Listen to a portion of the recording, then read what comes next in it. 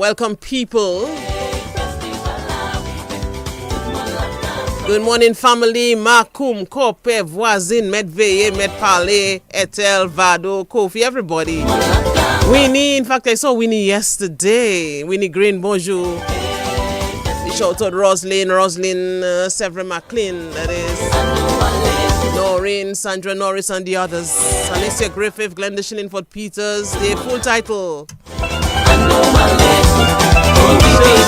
Welcome to Connecting the Dots on DBS Radio. Romualda Hyacinth. Hey, Alvin, best I call Nigel too, man. Family, you all okay? How are you doing? How are things going with you today, Saturday? I hope Nigel is around there. I hope Nigel is on. So yes, we are ready. Look, our theme finishing in no more. I need a little valve with that theme there. So let it start back all over again. And then we start back to officially welcome everybody to Connecting the Dots. Yes, that's it. That's it. Welcome to Connecting the Dots on DBS Radio. How can you come on CTD and you don't expect to be connected? You don't know his dots you go get? Papa Met. Nigel, come a while and continue the song to play. Where are you, Nigel? What's up? I'm fine, you know. Hold on. All right, yes. Good now. You didn't hear the song, man, Nigel. I'm fine. You have to continue the song. Oh, what you saying? So I was saying, like, how can you come on CTV? How can you come to connect and you don't CTV expect to be connected? You don't know his dots you go get? Papa Met. That's a good one. That's a good one.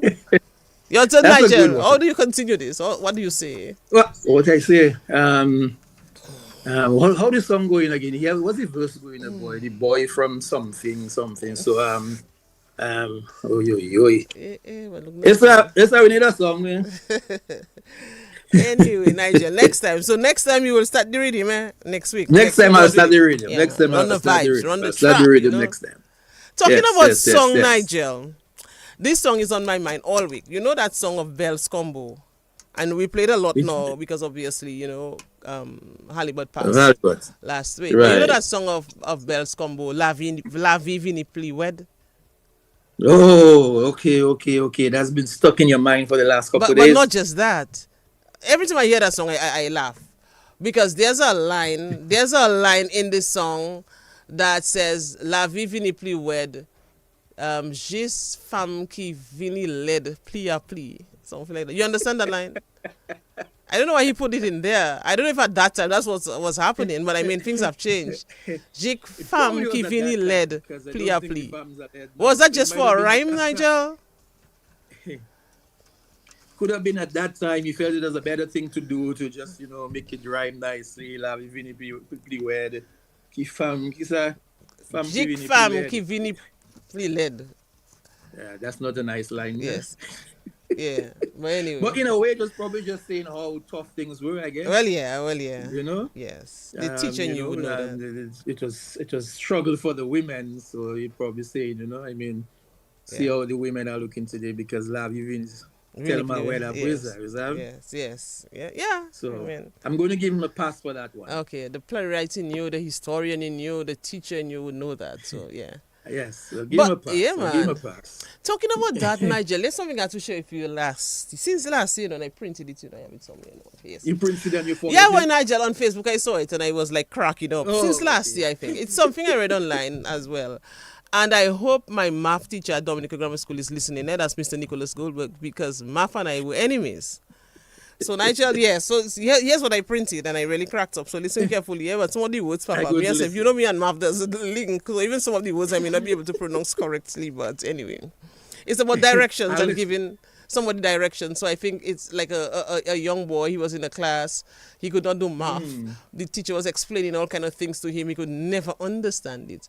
So when he left school, I think he had to give the teacher directions and blah, blah, blah. So it goes like this. The student is saying, I saw my high school maths teacher today. We greeted and he asked me for directions to the nearest bank. I told him to make a 360-degree turn and walk for like 1.8 kilometers, then find the coefficient of x using Pythagoras' theorem and round it up to the nearest tens. directions to the teacher asking for. Hey, Nigel, he went on to say, he will see a big pharmacy which is perpendicular to his right, then make an obtuse angle turn. He'll see the bank at a distance about the logarithm of 7 and using a 4-figure table to find the anti-log. Let him feel what I felt when I was in school. Now it continues. It says, this morning I heard on the radio that he's missing. And I bet he did not plot the graph well. I mean, no boy, Nigel, that's a mess. Nigel, imagine that. That is payback time. Nigel, when I read that, I cried. Nigel, I cried.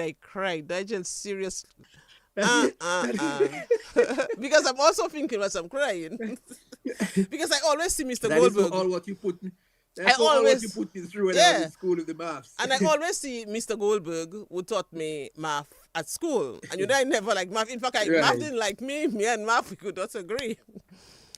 But Mr. Goldberg never asked me for directions in Nigeria, because if you see Mr. Goldberg ever make a mistake last you're going to tell him the same thing. But I got to be working with that paper every time, so when it's on my phone as well, so I can remember it. Seriously, I always see Mr. Goldberg. But he has been in Dominica for so many years now. You know, he knows his way around. But he knows his bearings, man. Yes. If he ever asks me for directions, Nigel, I'll tell him to look for the sine, the cosine, and the tangent of the angle on the floor. I don't know what I say when I tell you something.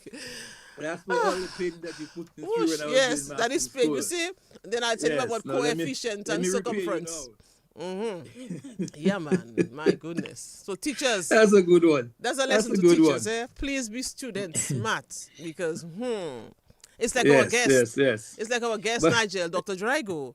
So when the former student becomes the doctor treating a past teacher, and that former student says injection time. Injection time. A reversal of roles now. Reversal of roles. Yes. Go and stand up in the sun now. Put your hand up for me to give you the injection. Yes, they come. For all the times I had my hand up during detention. Yeah, and that's what you call a full circle moment, you know, a full circle moment. It's like you and I, You taught me at school, and that's why I always like to run in front and say, my turn, man, for the Dominican one. If you guys still feel... No, boy. Mr. Goldberg, come a while. Nigel, I want to cry. Anyone on the book, Nigel? Anyone on the book, on the tube as well? Good morning to you on the book. Good morning. Appreciate you logging in as always and connecting with us. You've had Lawrence. Good morning to you, my dear Vado. Of course, she says good morning to Ivons and Nigel. Brenda Webster, good morning. Blessed day. Josephine Johners, good morning to you. Good morning to all you. Blessings from Stephanie. Albin, who are always there. Good morning to you. He wants to say good morning to his beautiful people. Marlon JJ, good morning to you. Good morning to this other person that doesn't want to have, that just says, hey, you and I were already making my day. Good morning. Yes, we appreciate it. Good morning. Thanks for connecting. Muriel Stewart, good morning to you. She says good morning, Ivons and Nigel Francis. She put my full name. Yes, we. Yes, respect. Yes. A former student, Muriel, good morning to you. Sandra Norris, of course, says good morning. I haven't seen Alvin, he's late. Hey, Miguel Murphy, good morning to you. My apologies for not having sent you the flyer earlier. That's because somebody didn't send it to me either. But good morning to you. No, seriously. But good morning to you. Yes, good morning, good morning, good morning. City family, welcome, welcome, welcome, welcome. Those of you on YouTube, good morning to you. Elizabeth Thomas, good morning to you, and all the others on the YouTube. So I don't forget you. Let's see. Yes, it's good morning to all of them. Let's see who's saying good morning over here. To you too, good morning. All right, so we're good. Yeah, we're good. We said good morning to all our CTD family, you know? Appreciate you guys. Yes, man. Yes, man. Okay, so no directions again today. Everybody, you know your seat, find your seat. And yeah, let's begin. They're in their assigned seat. They're ready to go. They have their pencil, their pen, their paper, everything. Class is going to be in session pretty soon. And yes, Snapper Laura, good morning to you, of course. Yes, all that is the DGS family. Good morning to them. Yes. Good morning. Hey, trivia for you. Huh? You know, I was thinking, right? You know, I was thinking, it just, I don't know why it kind of hit me was it last week? Or one of those days. Are there any male principals of the high schools in Dominica? To me, all of them are females, right? Are there any male principals at the high schools? Yes. Yeah. Because no, all of them are not females. Castlebrook Secondary School, because Harrodin, Scotland, and I were in the same class, so I know that for sure. Harrodin, Scotland. But I'm thinking SMA is a lady, convent, grammar school, Wesley High School. Goodway Secondary School as well. I'm not too sure. The Pierre Charles, is it Is it female? female? It's a lady up there to Portsmouth. I'm like, well, a lot of female women principals, man. As we celebrating International Women's Month. Yeah. You remember back in the day, you know. So is it only Cassie Bros that has a male? Yeah, it has Harry in Scotland. We went to school together, so I know that well. Yes. But that's the only one. No, I don't. I know. Secondary is a lady. I don't want to say this as well. Of course, you have a lot. I'm not sure, but I doubt though. That's a good one. Yes. So that's our homework for next week, or someone will help us on. No, even right now, someone will help us on. Someone will help us on the chat. Somebody should help us out. If there's I think if it's only the Cassibro Secondary School that has a male as the principal for the secondary schools. Because to me, all the other secondary schools are female. Okay, we'll find out. I'm sure we'll find out in the book. Somebody will tell us. So you understand that that's a Dominica corner. You start your technical young women. My turn. I started for you. My turn now. So we can bring on our guests, because today there is party, but we're going to talk about health issues as well, and a lot of other things that we would have left or missed. Yes, on the table. Yes, yeah. There are a lot of blanks that we won't fill as far as health is concerned. So we'll talk about that. But Dominica corner, my turn, man. Yeah. Go ahead. Easy peasy lemon squeezy, Name three common illnesses of the 80s, 70s, 80s. Three, at least three. I don't think you much. Illnesses of the 70s. Only three. 80s. I mean, you should know that. Three common illnesses. You can call it by the local name. If you cannot remember the scientific name, we had a name for everything. You want to give you one? I think dengue has been around for. Okay, yeah, dengue. Dengue. Dengue never get any funny. She can go on. You had come sometime. That came later, man. That came later. That come later on. Yeah, we're talking about 70s, 80s. Lagoon, Nigel. Can you remember Lagoon mumps? Lagoon. By the way, Lagoon spirit. Yeah, anyway, look here, the doctor laughing at us there. We check it more. My grammar school trip is. I wonder what's the name for Lagoon. But mums. What mums, no doctor? Yes, it's mums. Mums, Lagoon, of course, when you're more food, just, yeah. All right, if you say that. But what caused that? We'll find out from her. But there was measles. Measles was long ago. Oh yes, measles. Scratch. But chickenpox. Chickenpox and measles, they were different, right? Of course. No, doctor, they're different. They are different. They are caused different. by different organisms, but they give you similar rash, itching, malaise, fever. Oh, okay. Yes, scratch. Yes. Boy, that used to be bad, way. That's it, scratch. Yeah, man. Well, they used to call measles, scratch. Well, it was called scratch is what? Measles, yes, that's it. That's what the doctor sent us as well. Boy, go I tell we on you there, man. Anyway, no, we had you can remember carbuncle as well. What was carbuncle? Like carbuncle a boil was an abscess. Okay, yeah, like a boil or something like that. Boil. Yes, carbuncle. Oh yeah, you remember we had thanks Al, is it albino that them red eyes. Red eyes? Oh yes, red eyes. I remember red eyes. I got red eyes already. Yes. I got everything, man. Their own name for things, red eyes. Yes. Red eyes. What is the first scientific name for red eyes, dog? Is there a scientific name? Conjunctivitis. Conjunctivitis. Oh, you see that? Yes. That's why she's the smart one. Yes, that's why she's the smart. She's the smart one. We will give the local terms, then she'll give the scientific. Head lice. You remember head lice as well, Nigel? Lice in your hair. Yes. That was very common back in the day. That was very common back in the day. Yeah. We had a lot of common ailments, I don't think people still get ringworm though. Oh yes, ringworm was one as well. Ringworm was a thing, Fete? Is that? You can't remember. Yes, and you had to go. I can remember when I had to go to Jolly's pharmacy long ago, or Charles' pharmacy, and buy something for worms. But at that time, there was no medication that was crushing the worm, so the worm had to come out in all its glory. Anyway, I just left worm medicine on my counter for everybody in my family to take, by the way. So ringworm is actually not caused by a worm, eh? Oh yeah? No, it's actually a fungal skin infection. What? I thought it was a Right. worm. We still look for the People worms are under the worms that stones and in the yard, But and we that's still. why worm medicine never fixed it. What? Niger today is today. Let me tell you something. It's a classroom session today. There, I'm telling you. Yes, That's I what they agree. really want to have today there. And there are some questions you might get that the doctor cannot deal with online. Obviously, it has to be on a one-on-one basis. Obviously, You, but when we you get see what there, you start. You see what you start now in days. You putting on that book now. More pure. more pure. Oh Jojo yes, Fee. Jojo Fee. Oh yes, Jojo Fee. I remember Jojo Fee. I remember somebody who had Jojo Fee in my area. Jojo Fee was on the feet, right? On the feet, Jojo doctor. fee is the same as athlete's foot, which is the same as tinea pedis. It's just a fungus between the toes. Tinea what? Pedis, Pedis. Okay, Nigel. What? Anyway, I go and get the extra paper there. Jojo Fee. You said more pure. I don't know what is more pure though. More pure was like a venereal disease. Is that what was it like? An claps? STD? Yes, an STD. Yes, And yesterday, I think yes. Yes. Like claps and more pure, and there were others. I just can't remember the names. Yes. You know, Dominicans have their own names for things. Mm-hmm. And that's one thing. That's one thing I always admired was that. I mean, although we had our names, but the doctors were able to understand Of what course, you were, that is what I like. Yes. what they were saying. You know, what I mean, Yes. you would go there and say you have this and you have a Jojo Fee. Mm. And although it's not the correct term, but at least they understood Yes, this they is understood. what. Yes. Hence the importance of having, local doctors and terminology and all that kind of good stuff, you know? Yes, I like that. I like how we are It's not our starting fault. this. No, I agree somebody. It's not our fault. It's not our fault if all those names they could be bringing up there now. Yeah.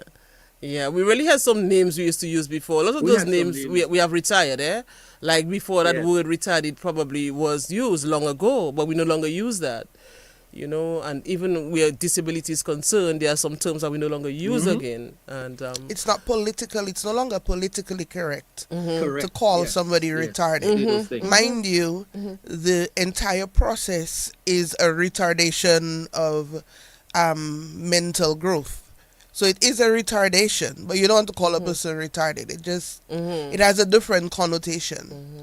So you want to call them differently abled instead of yes. retarded. And when you think of it, a lot of the names that we used to use, it Withdrawn. bordered on sort of like ridicule. Exactly. So when you call somebody retarded, you're retarded, man. Yeah, man. It didn't feel right. But then when you see a person who is differently abled, it actually validates their abilities. So I am differently abled. I might not be able to do what you can do, but I can do what I can do. So I am differently abled. So it feels different. It sounds different, and it validates the person as well. Yes, even words like mumu and tebe. Yeah. And so we use this a lot. These words a lot. I think back we in the use day. mumu because of the sound that mute people make when they talk. It's sounding like that. Those two syllables put together, mumu. I think so. We just stuck to that.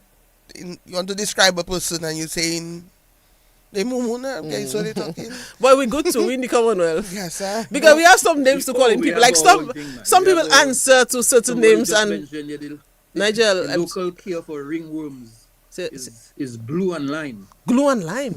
Blue. Oh, blue. Oh yes, I remember blue. Remember Yes. blue? Yeah, we still have blue. I used to buy blue. You used to use for- blue to win- in clothes, right? Yes, You especially still your white use shirts. it. Not Yes. used to. You still yes, use it. Yeah. If your white clothes turn cream. Yeah.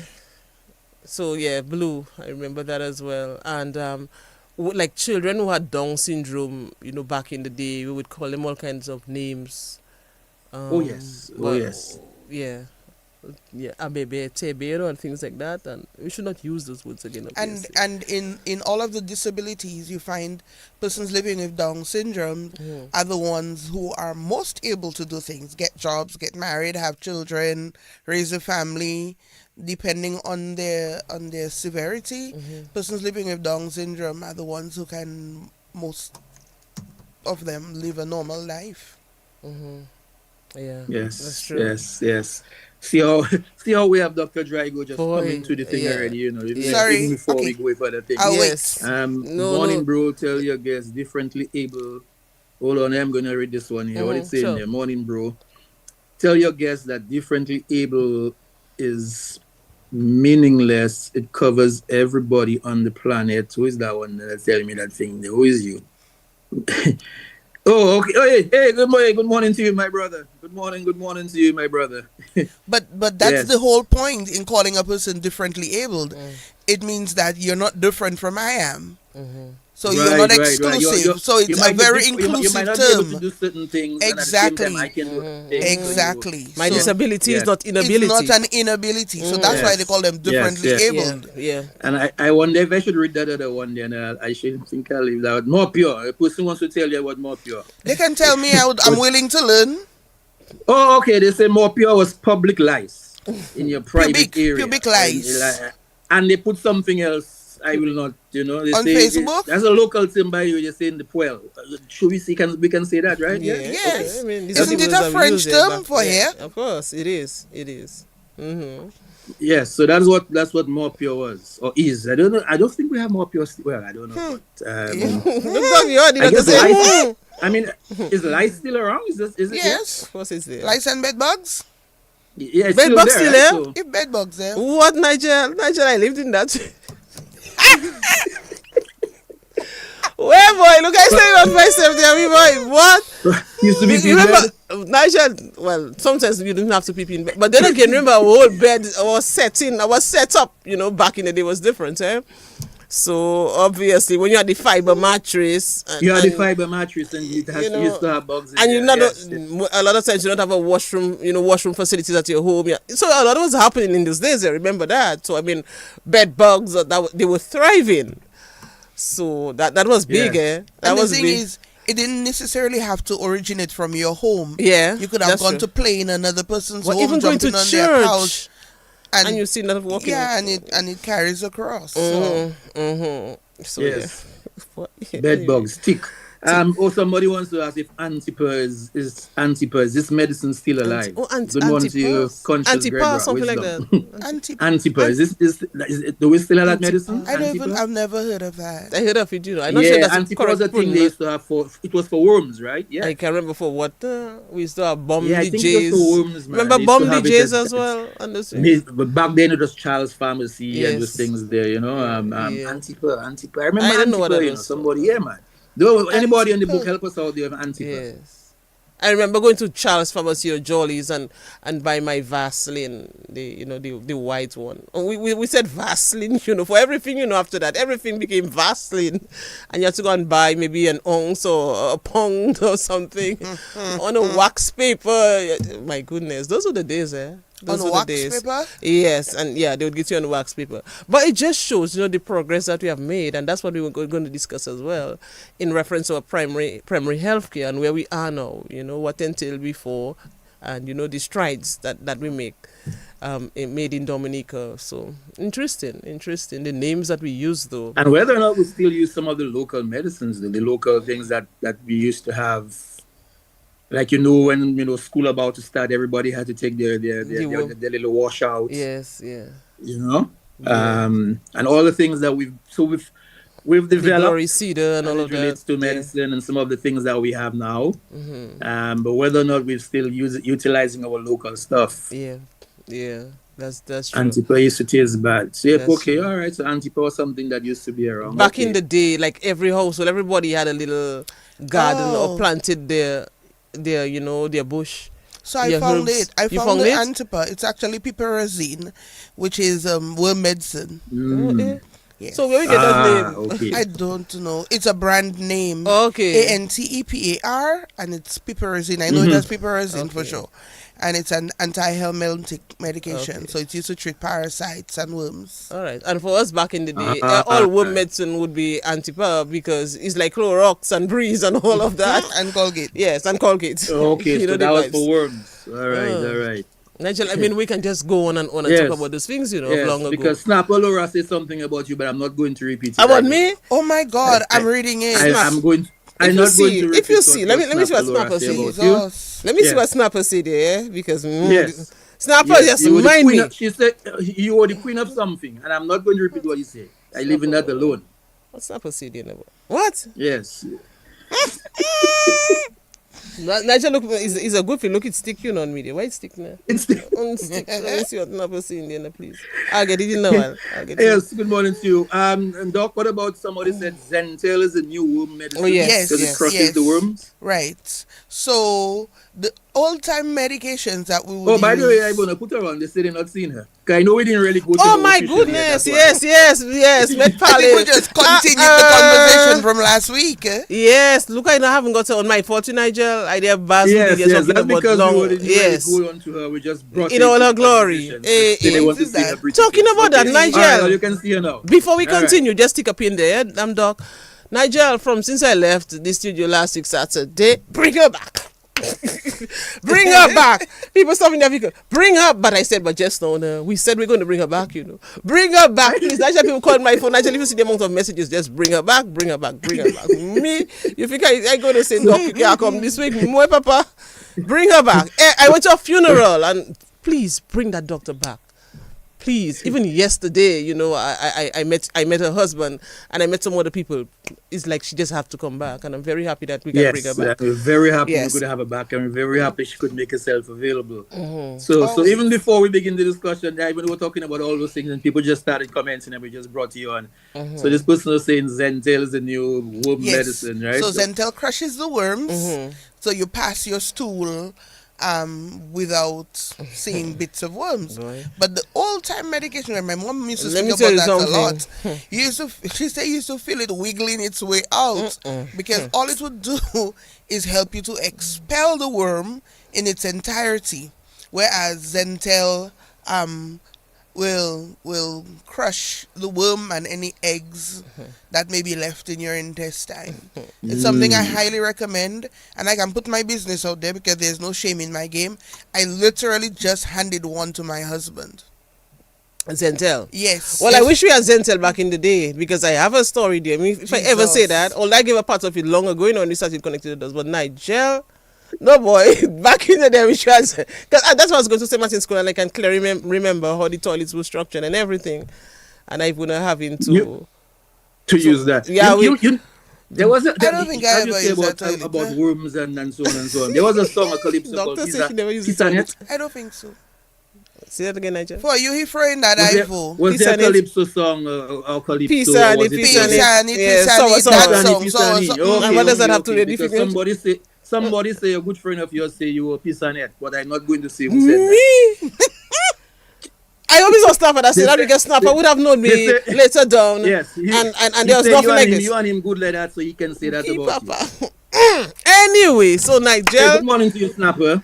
I really wish we had Zentel back in the day because there was a time, Nigel, for like 3 weeks I could not use the washroom because I was afraid because there was a long thick worm coming down. Nigel, anyway, let's see that alone. Somebody says, Doc, that's why I'm afraid of taking womb medicine.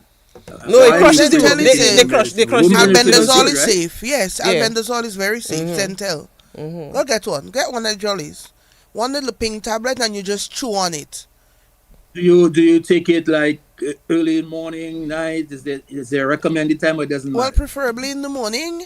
And then you can Okay. follow that up with your washout, whatever it is you want to use to cleanse. You have your sene, you have your cascara, you have your... Cascara. Yeah.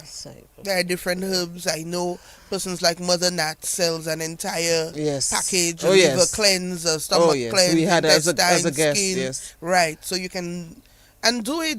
If it worked for them, that's why these people didn't have wrinkles and all the stomach issues we have now and whatever. Because we think it okay to wash our clothes, wash everything. You bathe your skin, and yet still all that sludge is accumulating in your intestine. So it's okay to wash out. If you're taking medication, you really do want to do a liver cleanse because that's where all your medication metabolizes. So you want to take something to clean your system. So I highly recommend. Definitely. 100% recommend. Go over that again, Good, Doc. What you good, just good. said about if you're taking a lot of medication, you can do a liver cleanse. And Yeah, so most of the medication that we take is metabolized in your liver. So when you take it, your body absorbs what it needs. So the good products go one way, the bad products metabolized in the liver, go through the kidney, whatever has to, into your intestines. So your liver is there constantly, like your sorting room, deciding what goes where, kind of. And so you really do want to, at some point, take a power wash and hose down the crevices, make sure all your pipes are clean so it can continue to function and do its job well. So you want to take a liver cleanse, you want to take a bowel cleanse, you want to cleanse your skin the same way you do all your facial routine and whatever for pimples. You want to do the same on the inside. Interesting. So Yes, I'm one of those who grew up on the September morning Sene Casa. Yeah. That Sene and Saturday sauce. before school start on Monday. You have to stand up in the shower, block your nose, fill your mouth with Colgate to be able to drink a cup of Sene. Sene and Epsom salt, my mom used to give us. Yes, Sene and salt. And you have to drink it, And you have to drink it. You had to drink it. Yes, and back then we had one toilet, and she giving me and my sister. You know, it's war in the You have to heavenlies. stand up and get ready for your Yes, sir, war in the heavenlies. And then, as if that is not enough, they had to wash your hair with the glory cedar. Well, in my days, you had to wash your hair with the glory cedar, and then they would pass a hot comb in at times, you know, and the comb sometimes missing a lot of teeth. So you know when comb is missing teeth, and that go in your thick hair, what happens? In your nappy hair, what happens? Okay, so I cannot really attest to that. I would be lying to say. No, I don't think you saw those things. You met No, those I things. didn't have the hair issue at all. Oh, well, no. That wasn't my portion, thank God. But not me now, that nappy hair, there are plenty on my head. So I didn't have the- glory cedar in that. Yeah, or you used to go for hibiscus leaves. And then you put some Vaseline to make it make it a little softer. Yes, make it a little softer. And then they'll tap you see a lot of Vaseline, you know, and mix that with castor oil. So you coming out of the house, And you castor oil shining. dripping down, and you shining, and you still have white powder all on your neck and on your back. Nah, I mean that was torture. No boy, they did those things It back in didn't the do day. you any bad, did it? What? And the thing is, every other know, kid you in were the here neighborhood too. had the same experience. That's it. So you on a Saturday, all of all, you're looking like you're ready to fry. So it was a cool thing. Everybody had to have powder in their neck. You had to smell of castor oil. That was Oh, your my Saturday, goodness. and they grease you down, and so that's why right now we have nice skin. We're not Well, yeah, mentally. well, yeah. My So it goodness. didn't do us any bad. But it's one of those bad things. Florida water, you had to use Florida water as your perfume back in the day, and now I cannot take the scent of this. Wow. My mom used to go to Guadeloupe a lot, and she used to bring something called Bienet. It was like the same kind of after bath water. Yeah. So we used to use that a little bit. You have to tap, you say that on your skin. You had to tap it. You couldn't just pour it. You have to tap Yes, it for it yes. to go inside your skin. Yeah. For it to be absorbed. Man, let me tell you something. I'm okay with those memories. Okay, of course, of course. I'm Happy okay with days. those. Happy days. You had to go to school, you had to brush your teeth properly, and if you did not have toothpaste, you would use a guava leaf. Or, you know, let me tell you something, we were the best. And then you would get your mouth rinsed at school on a Thursday afternoon. You had to go with your little glass, and you had to shake that in your mouth and let the nurse see. Oh, you know how you do it, and then you have to spit it out. Let me tell you, no boy. Nigel, that's all how I on this got to program. know Amelia. Remember Amelia? Oh, yeah, Simon. Simon. Yeah, man, and she was Yeah, here. she passed away. Mhm. That's how I Sometime got last to know Amo. She She was a very young community health aide at the time. Yes. And I remember her from St. Martin's School. Yeah. And even at school, sometimes the teachers would inspect you, look at your hair, if your hair is, properly combed, and if your shirts are, properly buttoned and all of that. You had to look, good. Even if you had a shoes with a big hole under it, no problem. But you had to be, you had to come ready for school, well dressed. If your shirt tucked in your pants and things like that. So yeah, that's what we went through. Shoe well shine and everything, getting ready. I hope my son And if listened. you had your two plaits in there, if your little knobs, make sure you're good to go. And I remember when I was going to St. Martin's School and we used to read Ken and Joy. You remember Ken and Joy? And on the beach? My goodness. On the beach. And then there was another book, another West Indian reader we used to use at St. Martin's School. And there was a story about a little girl. She had a dog and she lost the dog. And then a few days later, when she looked up in the sky, she saw like a cloud in the shape of the dog. And I would cry and cry and cry every time in the class when I they read that. remember that book. Maybe they took I would like to get that story. They probably took it away Yeah, because of that course. sounds traumatic. Of course. Of course. I mean, Yeah. it was a story. It was a story, but it was a very sad story. I mean, it taught us a lot about empathy and, but she lost the dog. And then a few days after, she saw the dog in the cloud. And every day she would see that sheep in the cloud, And every day I read that story, I would just cry. That's not sounding right to me. No. It sounds like what? But then again, they taught us a lot of things, the doctor. I mean, as a doctor, that's not right because it could work on the child's brain, and mess up a child. Fine. I can see that. But they told us that psychology class or sociology class when you're a little bit But remember older, as well, Doc. But they told us that the cow ran away with the spoon, and that's not true. I mean, that's kind of different in the context of the little girl losing her dog and sitting. But they told us so many things that are our fault. We just took it and accepted it.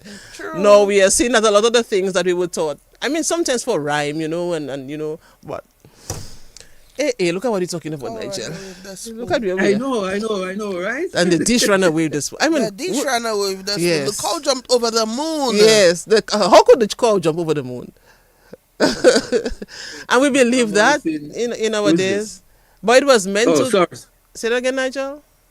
No. I was just saying, Diane is telling you she remember that Ken and Joy at the beach. Yes, at the beach. Primary school. Yes. Yeah, with the ball and the speed and then, and of course, someone mentioned earlier, you use charcoal to clean your teeth. Yes, make that white and nice. But right now they have an entire toothpaste brand, charcoal brand. It's black. You see? So we knew well. You know what I'm always thinking of, man. There's some things that we used back in the day, which has now been, in a sense, scientifically proven. Oh yes.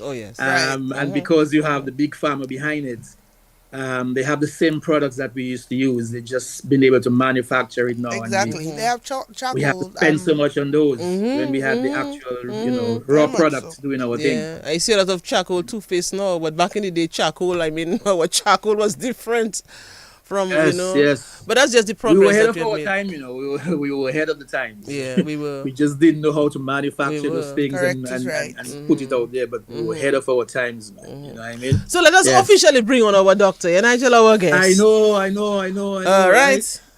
I was going to ask you more questions to the Dominica corner, but look at we have one little question to us, so Anukitesa. So it's time to bring her on officially, Nigel. So Dr. Drigo came on last week, and she might have missed the last. She touched so many people last week. I mean, I have so many messages. I received several calls. As I said, people stopping on the street, asking for Dr. Drigo to return. But before we ended last week's program, we said part 2 would be on today, and we are very happy that we have her on. So we welcome Dr. Drigo. And as we said earlier, we'll give greater attention to the comments and questions as well. And Nigel, from viewers and listeners, because there are a lot of questions, people want some answers too. And we will go to the book and the team very often. Here and there. But Nigel, I can recall when we had Dr. Carissa Etienne. Remember when we had Dr. Carissa Etienne as a guest on Connecting the Dots? And we laughed a lot as well, the late Dr. Carissa Etienne, which she championed primary healthcare in Dominica. And she spoke a lot about other female health practitioners who took the baton, sort of, and continued to augment what was started in Dominica. So that is exactly what we're talking about, the leaps and the strides that we have made. So herein comes Dr. Drigo now, and we're going to continue to talk about some of those things and even more what we are seeing today, some of the new things that we are seeing today, and some of the simple things that people can do, women's issues, men's health, and all of that. We want to see if we can spend some time on that, Nigel. All right?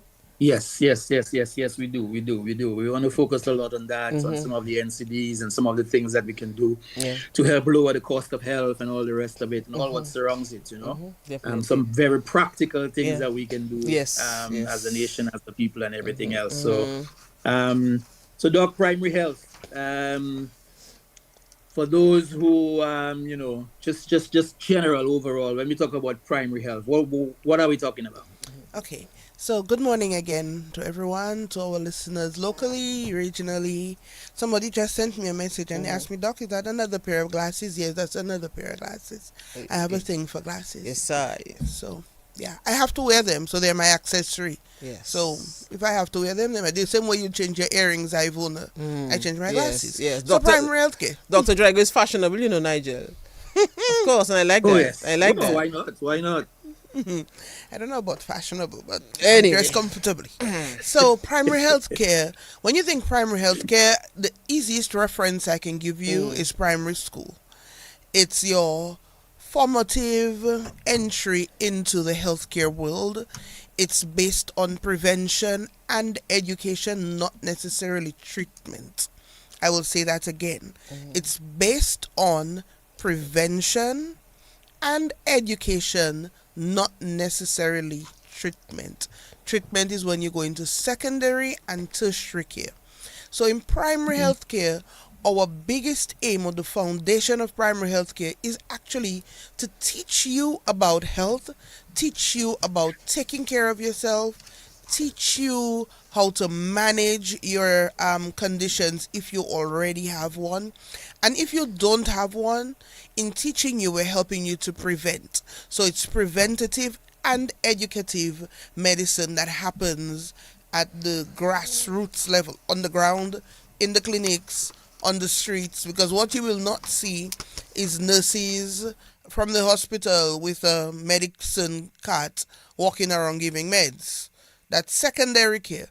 But primary care meets you, like I said, on the ground. Primary school, as simple, as palatable as you could ever find it. That's what primary care is about. And the concept of primary care in Dominica, like you just mentioned, started with Carissa Etienne, Dr. Etienne, who by the way is my mom's cousin, and I will tell anyone she's actually my role model. I think she was a phenomenal woman of everything that she achieved. And my passion for primary health care started by just looking at her life story. And in starting primary health care in Dominica in the 80s, it was to prevent us from getting to the place where we actually at now. But we will talk a little bit about that because perceptions have changed, behaviors have changed, and really and truly people just don't care about their lives, their health anymore as much as they should. But Dr. Etienne wanted the country, the communities, people to understand the benefits of healthy living, of wellness, of doing things right, of practicing proper hygiene, practicing proper eating, resting, and everything that's included in there. So that's what primary healthcare is. So primary healthcare is not, I go to the doctor and they didn't even do X-ray for me, and they don't send me for a CT scan and MRI. That's not what primary healthcare should mean to you when you think of going to a healthcare facility. You should expect empathetic care. You should expect no judgment. You should expect persons who want to know your business because you're in my community. I'm your district nurse. I'm your district doctor. I really do care about you. I need to know your address. I need to know how many people living in your house. I need to know about your children, your granny, your marriage, your relationship with your kids, because all of that is holistic care. When you go to the hospital, caveat, I'm not bashing the hospital. Hear me well. I'm not bashing the hospital. But when you go to the hospital, my focus is to fix the immediate problem in front of you. Because if you're going to have a baby, you're not going on the surgical ward. You're going on the gynae ward. So my focus is the baby in your belly, the well-being of the mother. So the relationship with the daddy, your food, and unless it's associated to the pregnancy, that's not my focus. For us in primary health care, and I teach that to my medical students all the time, we treat the whole of the patient, not just the hole in the patient. Because in primary care, Say that again. we treat the whole of the patient, not just the hole in the patient. So it's not just about your current illness. It's what led up to this. I can give you a nice example. I saw this patient once and I'm like, come see me again in a month. Let's see if this medication is working for your blood pressure. Patient comes back to my mother and she's like, Doc, things just not working, And at the same time, her phone rings and she's like, excuse me, right then. She's like, but I'm with the doctor. I tell you, I come in. So immediately I put down my stethoscope and I put down my pen. I closed the book I was writing in. So I said, I don't mean to pry, but I heard parts of that conversation. Tell me about home. Tell me about husband, boyfriend, kids, work. Let me tell you, the young lady's blood pressure had absolutely nothing to do with her cardiovascular system. Wow. It was everything to do with the stresses at home and the fact that she had left the baby with the significant other. I don't remember if it was a boyfriend or a husband, so I don't want to invent. And he was calling, where you? But remember, health center, I have plenty of people there, so she maybe had to wait her turn. So he was expecting her to come back sooner because it's just a review with the doctor, refill meds, come back home, and she had to wait and all of that. So he's calling her, blowing up her phone, and then I realized, so I could give you 1,000,000 tablets, and it would not change the fact that your home life is where you need help. You need help with taking care of the baby, getting back to work. Then she starts talking about her body. She's not the same, so she suspects the boy will cheat on her. So it was a whole rabbit hole I entered that had absolutely nothing to do with her blood pressure at all. So that's what we encourage in primary health care. And so we want to know about you. So we have community health aides, or we call them now public health aides, because the nomenclature has changed. Their job hasn't. They're still the foot soldiers of primary health care. They're in their green uniforms, and you will see them walking the streets, entering homes. They want to see what I used to do. I used to love to do home visits. When I reach, you cooking food, I will uncover your pot. I will open your fridge. I will open your cupboard. You just come out and shop. It's 2 of us that pack in those groceries because I want to see what it is you're eating. Because I cannot be prescribing. You're popping pills, but your garbage bin full of KFC. Should I say KFC? I shouldn't say KFC, not sure. That's okay. Well, let's Yes. I apologize. We'll understand, yeah. But your fast food Fast food, yeah. in the bin, but medication on the table. So the 2 of them don't gel. So we take our time and we go into your homes, and when we come into your house, it shouldn't be just take the blood pressure, fill the medication, and run off. No. We literally want to see how it is you're living, and if you're living well, if you're comfortable, if you have everything you need. Do we need to call Yes We Care to assist you with taking care of your elderly person? Because the same way they had to take care of a baby, taking care of an elderly person is 10 times as hard, because you can lift up a baby and throw it over your shoulder, rock it to sleep. You cannot do that with an elderly person. You can barely move them to put on a pamper. So it's a lot. And we as primary care physicians, nurses, we take all of that into consideration. And so we've actually started back on our drive to getting back into the homes. We have 2 types of visits that we do. So we have a home visit, which is for the elderly or a shut-in, not necessarily elderly, but anybody who cannot come to the health center, we will come to your home to see you. But there are household visits that we also do, because we want to know the demographics of our areas. So if I'm in charge of the Newtown Kingshead area, myself, my nurse, my primary health aide, my public health aide, we need to know how many households are in Newtown. We need to know how many of those households have elderly persons living there. How many of those households have hypertensives, diabetics, mentally challenged, all of those things. We need to know that in Newtown, because everybody has an area. So we need to know that for Newtown. Importantly, we need to know, are there any teenagers who are at risk? So you're talking about a young man who should be at school, but he's on the block, but he lives in that household. We need to know how many young ladies are there that are of childbearing age or are sexually active, but they've not done a pap smear. So that's all. As you can see, so it's everything about your house. But it's not for us to go back and discuss. It's so that when we make decisions, we're making decisions for Newtown based on factual data. Not just saying, oh, Newtown have 4,000 people. That means nothing to us if we don't know we cannot categorize these 4,000 people.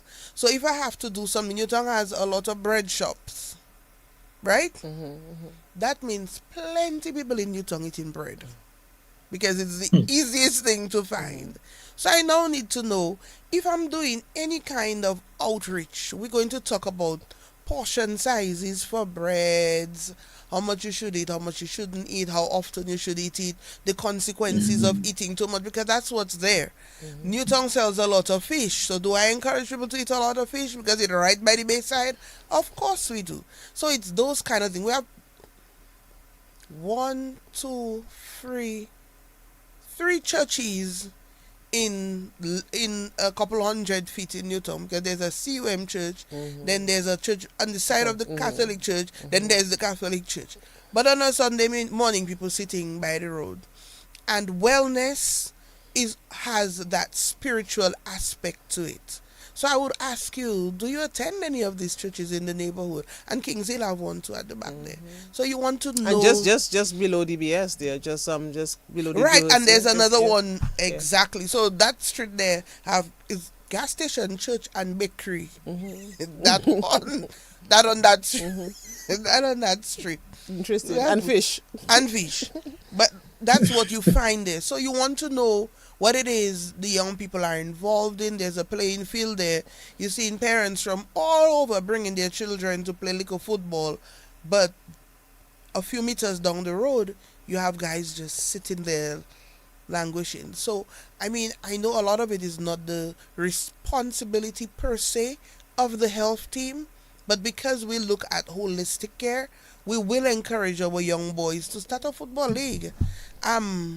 Do something, because you find that a lot of our young men again are just on the roadside and like, oh, and you shrug that off, you make a booyah about it, you make a calypso about it, we laugh about it. But our young ladies are Ivo, our daughters are friends, our young ladies need husbands, and they might try not going on the road and find a husband.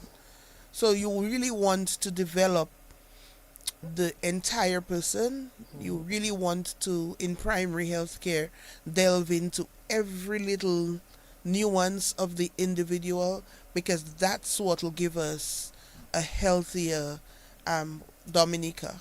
So that's what, all that to say, primary health care wants. No, that's good. That's good, because I didn't look at it that way myself. I mean, you're telling me all this. Yeah, it's not just a clinic. All this encapsulates primary health care. Even it's not just a clinic. Wow. It's not just a health center in your village. It's everything. Yeah. I like that because it takes into consideration all the different facets, man, not just the medication I come for, doc. No, that's all I get for. Here's my medication today. The medication is the last thing. No. The last thing we do is prescribe your meds. We want to know what we're prescribing, why we're prescribing it. Can you afford it? Are you going to take it when I give it to you? You know how many homes I go into, and I meet plastic bag, nylon of medication, shikaye in plastic, and then people just not taking it. And yet they collect it every month. I need to know why. So before you stop taking your meds, you come and say, Doc, I find when I drink Starbucks, the pressure going down nicely, you know. I say, okay, no problem. What I want you to do is come to the health center with your flask, drink the Tabac wait 45 minutes, come let me check the pressure. You see, so sometimes you go to probably a doctor, or you maybe go to a clinic, a health center, and you are waiting, and you're saying, oh, so long she inside there with what happened, you know, but you don't know what is happening. Because when a doctor or a health practitioner takes his or her time to speak to a patient, to, you know, find out about their lifestyle and all of that, it will take some time. So now that brings some more clarity to me, and I really love this, because you have to know who you're dealing with. You have to find out from them. You have to ask them certain questions before you even administer, you know, the drug. The medication, yeah. But do you find, Doc, that there are times where people, and that goes back to our local people in the sense that they figure is, what is my story she want to know?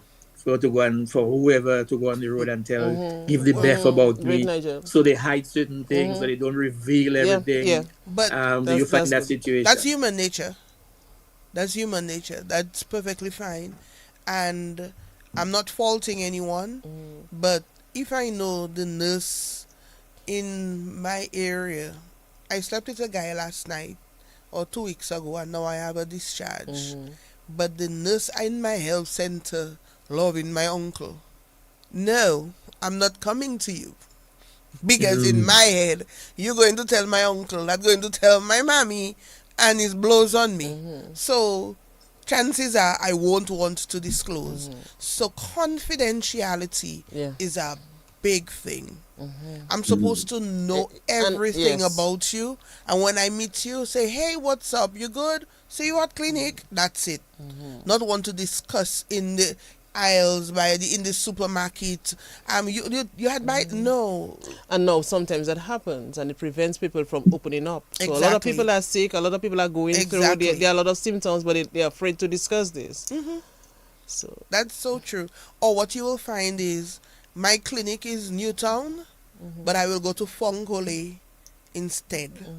Because the nurses in Fonkole don't know my story. So I will go get treated. Yes, that happens a lot too as well. That will stay private. And then for other things I can go to Newtown. Because people will tell you, I'm not going to that health center because, and not necessarily the staff, but the other clients who come in there. I mean, I've seen a lady make a U-turn so quick. I was just coming into health center. She bunks into me. I said, sorry, my love, you coming in? Let's go have a seat. She said, no, my cupboard's inside there. I said, wait, Papa Bote. I was like, how about we schedule you for tomorrow? Because you know the Americans already. So you really don't want no day behind the health center. So she was walking in, see who she see, and just turn around. I say, no, my cupboard's inside there. I'm like, okay. What a way to avoid trouble. Yes, this happens. That's yes. And knowing the community and knowing the people, exactly, a way of knowing, what's going on as well. But it seems to me like almost like with the primary health care, if we start from there, we can take care of it even before we get to the secondary stage. But that's the really aim. That's the aim of primary health care, to make sure that we do everything to prevent illness. Like I said, prevention and education. So we educate you to be able to prevent certain illnesses so that you don't have to get to the casualty and complain and then go on the ward and complain, and then you complaining. But the nurses and the doctors in your district have been telling you what to do forever. And I think our problem in Dominica is that our memory is selective. So a young person dies, like this young man, we all know him as Cat. Cat passed. So you see right now, or just when he died, maybe that day, 2 days, everybody talking about it. You hypertensive, you're taking your medication, whatever. But last night, driving through town after his funeral, and the same behaviors that he exhibited, which may have caused his condition and caused his demise. It was right there on the street. It was like nobody stopped to say, but hold on, isn't this what... And there are cases as well. Sometimes people go to the doctor, they get the medication, they're supposed to take it for a certain period, but as soon as they begin to feel a little better, bam, they stop it. Antibiotics and Dominicans. So you're supposed to take it for 7 days, but on day 3 you start feeling better, which is usually when you start feeling better because your symptoms are relieved. But that doesn't mean all of the bacteria is gone. And people say, oh, I'm feeling better, and I'll save the rest for later. Like, what later? Not seven tablets they give you for 7 days. There's no later. Take the tablets. Somebody always have. And my pet peeve. My neighbor tell me she had the same thing. And look, the medication she was taking. But you are not your neighbor. Your neighbor is not hypertensive. Your neighbor is not diabetic. Your neighbor doesn't have a history of DVT. Why are you telling me what your neighbor took? Why are you giving me the prescription of a neighbor who had something customized for her, and now you want to replicate it in your system, and it may just cause you to get worse? And we do that too often. My neighbor had the same thing, or my neighbor taking that, or my auntie tell me. And Dr. Google, my friend Dr. Google. Yeah. But the issue of confidentiality, we always have to uphold this, especially the practitioners, and it has to be a space where people will just feel welcome. But then sometimes even the same people, create. So it's just, wow. Sometimes it's just not a mess, I would say, but sometimes we really have to take stock and look at what is happening.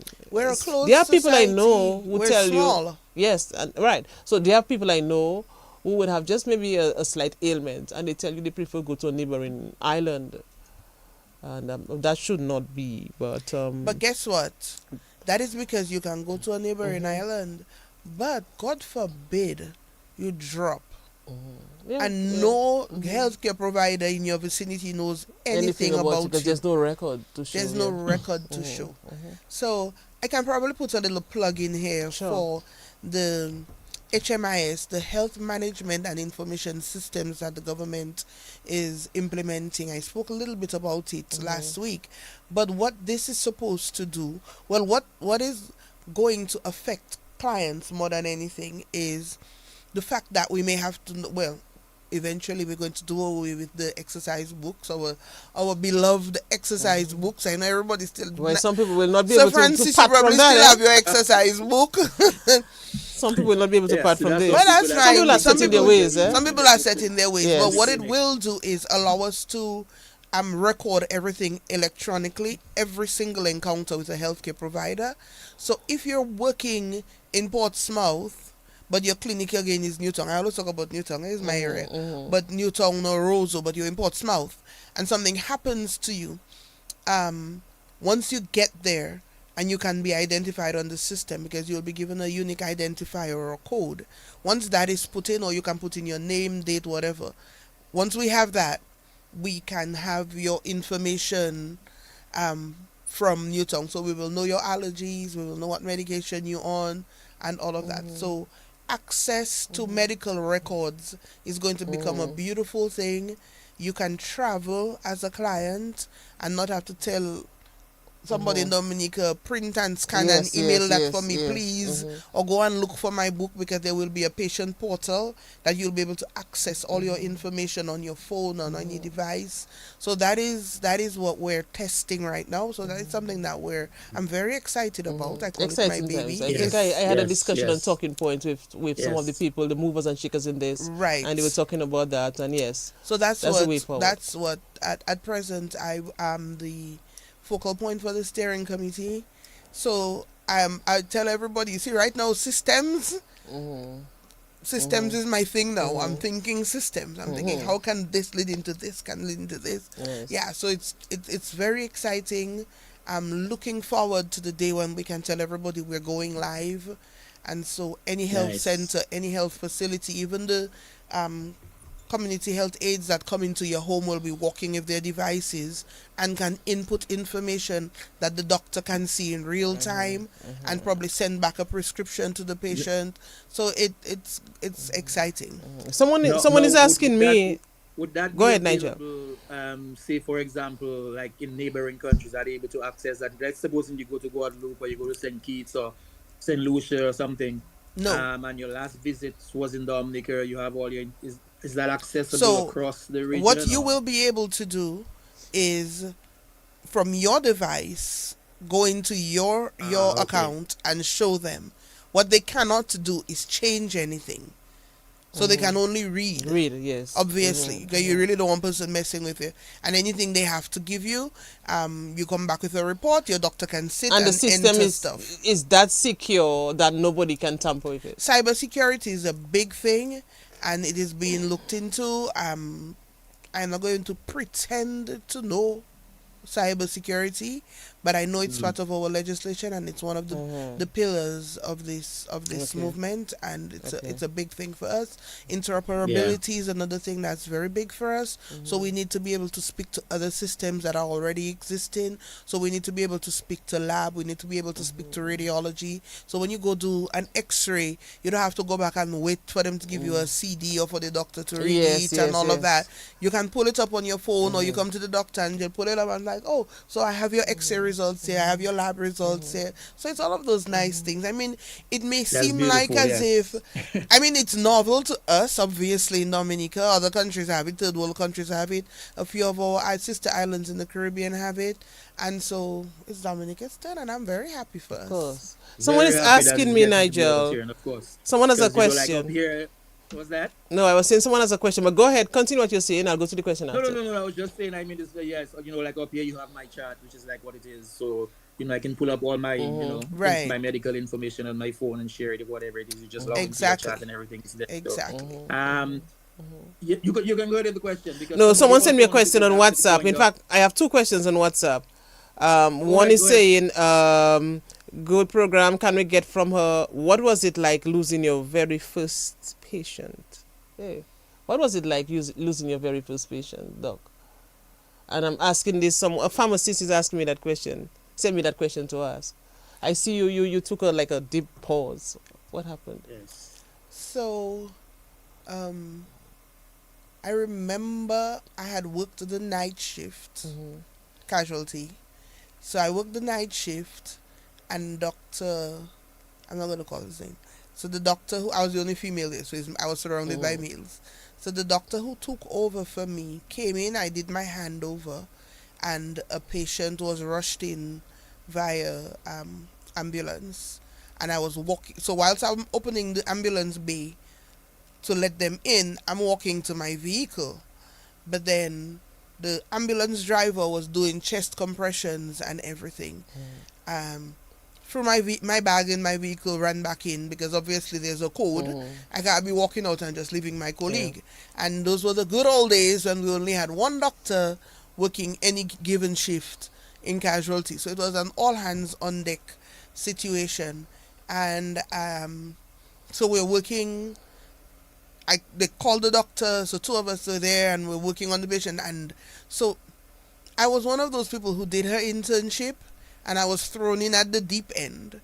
So I didn't get to go on the wards and all of that with a senior house officer, and I was sent straight to casualty. Maybe in my big mouth, but anyways. So I was sent to casualty. So the doctor and I are working on the patient, and I'm so confident, because you are a little cocky, you just come out medical school, so everything making sense in your head, but you don't realize medicine on paper and medicine on flesh is 2 different medicine. Medicine in the book can only teach you so much. You have to have the individual in front of you. So we're running the code, and you're asking for all the right things, and you're asking for your adrenaline, and you're doing the chest compressions, and you're intubating, all of that happening smoothly. And the patient died, and I'm like, so, and the doctor's like, yeah, okay, good effort, team, whatever, calls the family in. Saying the patient, after all what we just do, so for a good while, I was questioning my ability to save a patient. For a while, I was like, am I really cut out for this? Because I'm almost certain we did every single thing by the book. We went back, we did our little debrief. Everything was done correctly. So at what point in your career did you realize that you should not question your ability? At what point? Because at the point when I realized it's not me that giving life, it's not me that taking life. It's not me. So that patient, when you look at their history, they had cardiac issues, had a myocardial infarction prior to that. So, but I found out those things after the fact, because after the post-mortem come out, no, because the family members said that the patient was fine. Just a little sugar and a little pressure they have, doc. But when you go back and you do the post-mortem, you realize that's a person who had been in ICU, who had a heart attack. A heart attack prior to that was on how much medication, and then so I realized, but hold on, it was inevitable. So I doubted myself for a good 2 weeks until we got the postmortem report and the proper history and the medical file that looked like an encyclopedia. It was a literal volume 1, volume 2, volume 3. I said, but So I was there thinking, okay, I cannot do this. I was doubting every move in casualty. And in casualty, it's not like the person on the bed, you can pass back and erase a thing and change a thing. Yes. What you do on the spur of the moment, that's what counts. So it left me for a good 2 weeks just doubting my abilities. As a doctor, I was constantly checking things on the computer to make sure is that there's a BNF, the British National Formulary that we use, checking the medication, watch the prescription, make sure I write it again, almost like a person with OCD, just going back and forth, making sure everything, every dot is, and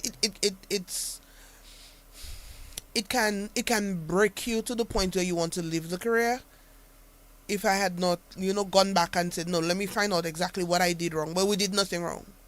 It was just that person's time because they had antecedents.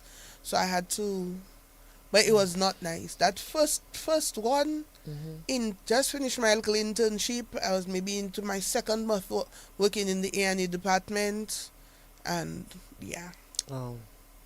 The next question I have, Nigel, someone is also asking, let's make it. Yes. Ask her to talk about, I guess the person wants to put menopause and just we can talk about menopause. Because men on pause. Some people say. Some people say men on pause. Men on pause. Let's talk about men on pause. Let's talk about menopause. Yeah. So it's something we talk about a lot, and we talk about the fact that you stop seeing your periods and then you can no longer have children. But menopause is not even the physical aspect of it. It's a hormonal thing that leaves you like you come out of a washing machine, because your hormones, which have been behaving themselves for the past, let's say, 30 years, 40 years, all of a sudden nobody know what they should be doing. Should we increase? Should we decrease? No, we're supposed to be decreasing.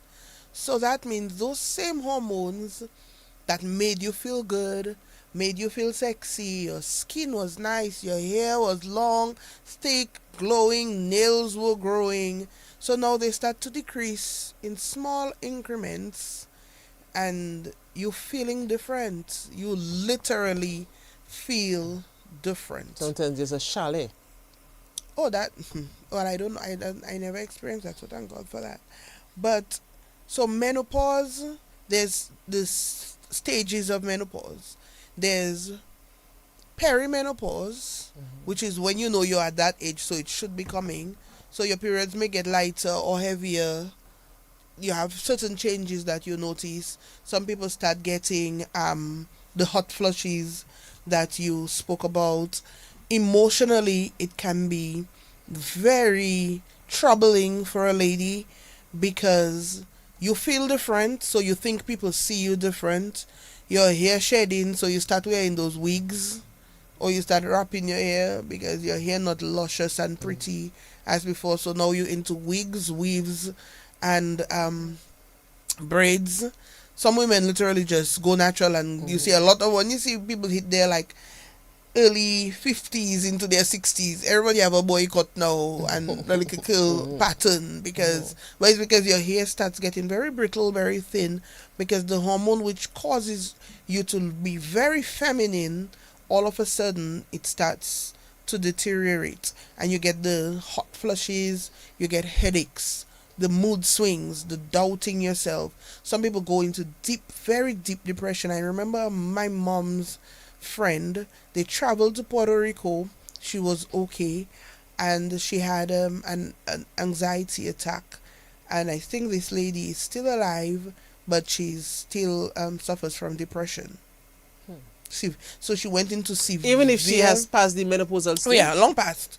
long past, but it left her with severe depression, had to be hospitalized, placed on medication. They had to cut their trip short in Puerto Rico because she just wasn't doing well at all. Just stick up in there because this person has been on for a while. Let's just see quickly, find out quickly what this person wants to share. Hello. Hey, Ivona, good morning. Hi, good morning. Calling from the rooftop garden at usual. Mm-hmm. And good morning to your guest, good morning to the doctor. Good morning. Yes, I'm listening to the program, very interesting, talking about the human being. But I'm a kind of curious person. I like to know. I'm a student of gynecology, I'm a student of urology, and I'm a student of human biology. I say a student because I'm continuously learning. Something that's not talked about is for our females. Our females are born with a certain number of eggs for reproduction, procreation. Statistics says that by age 30, they will have lost 90% of those eggs if they haven't, procreated. How do you talk to the females about that situation? Because most of them would want to bring a child into the world. Okay, and we have a societal issue where the men are not available. Us men are forever. The sperms are millions and continuously reproducing. So how do you deal with that situation where our females, childbearing age, are they conscious of those eggs being lost? And how do you deal with that situation? Because it can be very stressful and annoying and all of that. So from a doctor's medical standpoint, your standpoint, how would you advise a young lady to be conscious of that? And I'm listening. Thank you. All right. You got it though? Definitely. All right. Definitely. I guess that ties in nicely to the menopause thing. Exactly. Well. So I'm just going to continue on the menopause and then I'm going to talk about childbearing. Right. So the perimenopause phase is, like I said, it can be a very daunting period because you're experiencing it, and because it's not a wound per se, where people can actually see something on you, it's how you're feeling. Then you can hear things like, "Oh, Mamselle always in a bad mood." That kind of thing. What you sad for? Statements like that. So, perimenopause, menopause is something we talk about, but it almost seems like it's not culturally acceptable to go through that phase. As a woman, you're always supposed to glow. You're always supposed to have nice skin. You're always supposed to have luscious hair. And somehow I feel like society likes to talk about it, but it doesn't seem like it's culturally acceptable to be going through it. We embrace pregnancy. We love that phase of a woman's life. We like to see a pregnant woman. You could be not too appealing in the face normally, but once you get pregnant, everybody thinks you're beautiful. But when you're going through menopause, you start hearing things. "Oh, you're looking nice for your age." Like, what you trying to say? Nigel, I'm just stick up in the doctor. Nigel, so I'm just thinking. You remember what we said earlier about that song from Halibut? La vie vini plus wed, Jik femme qui vini led. So, I mean, what exactly are you trying to say? That I'm looking good for my age? And ageism is another thing that we as a society, we need to stop. So, I used to say that I was perpetually 29. Because, you couldn't just tell people your age as a woman. You don't tell people your age. But on May 12th of this year, I'm turning 50. Guess what? If I don't age, what will happen to me? If I'm not aging, that means I'm dead. If I'm not aging, that means I'm dead. So yes, I'm aging. I'm entering that phase of my life. Gracefully. Whether it be gracefully or I'm being dragged, the fact of the matter is, My goodness. I'm Look at how far aging. you've come, yeah. And sometimes as women, we don't want to say that, Your age, you know, your age, you're yeah. a particular age and all of that. And it just dawned on me one of those days. I'm like, girl, you're 50 years. What 29 you're talking about? You don't want to be 29 anymore. I don't want to be 29 anymore. I want to be 50 years old. I want to see my children go off to university and college. I would love to see grandkids. I would love them to come out of my house and go and start their own house so it can be me and my husband and the dogs.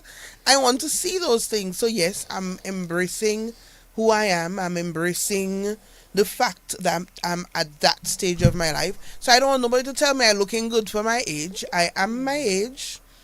And and this thing that women going through menopause, or you can control it, and trust me, it's not something you can just snap on and snap off. It happens so quickly. It happens, the mood changes. You don't want to talk to anybody, but next minute you're happy, you're okay, you doing dishes, you playing music in the house. So those things happen to women, and I don't want us as a society to think that any woman going through menopause is less than because she can no longer have children.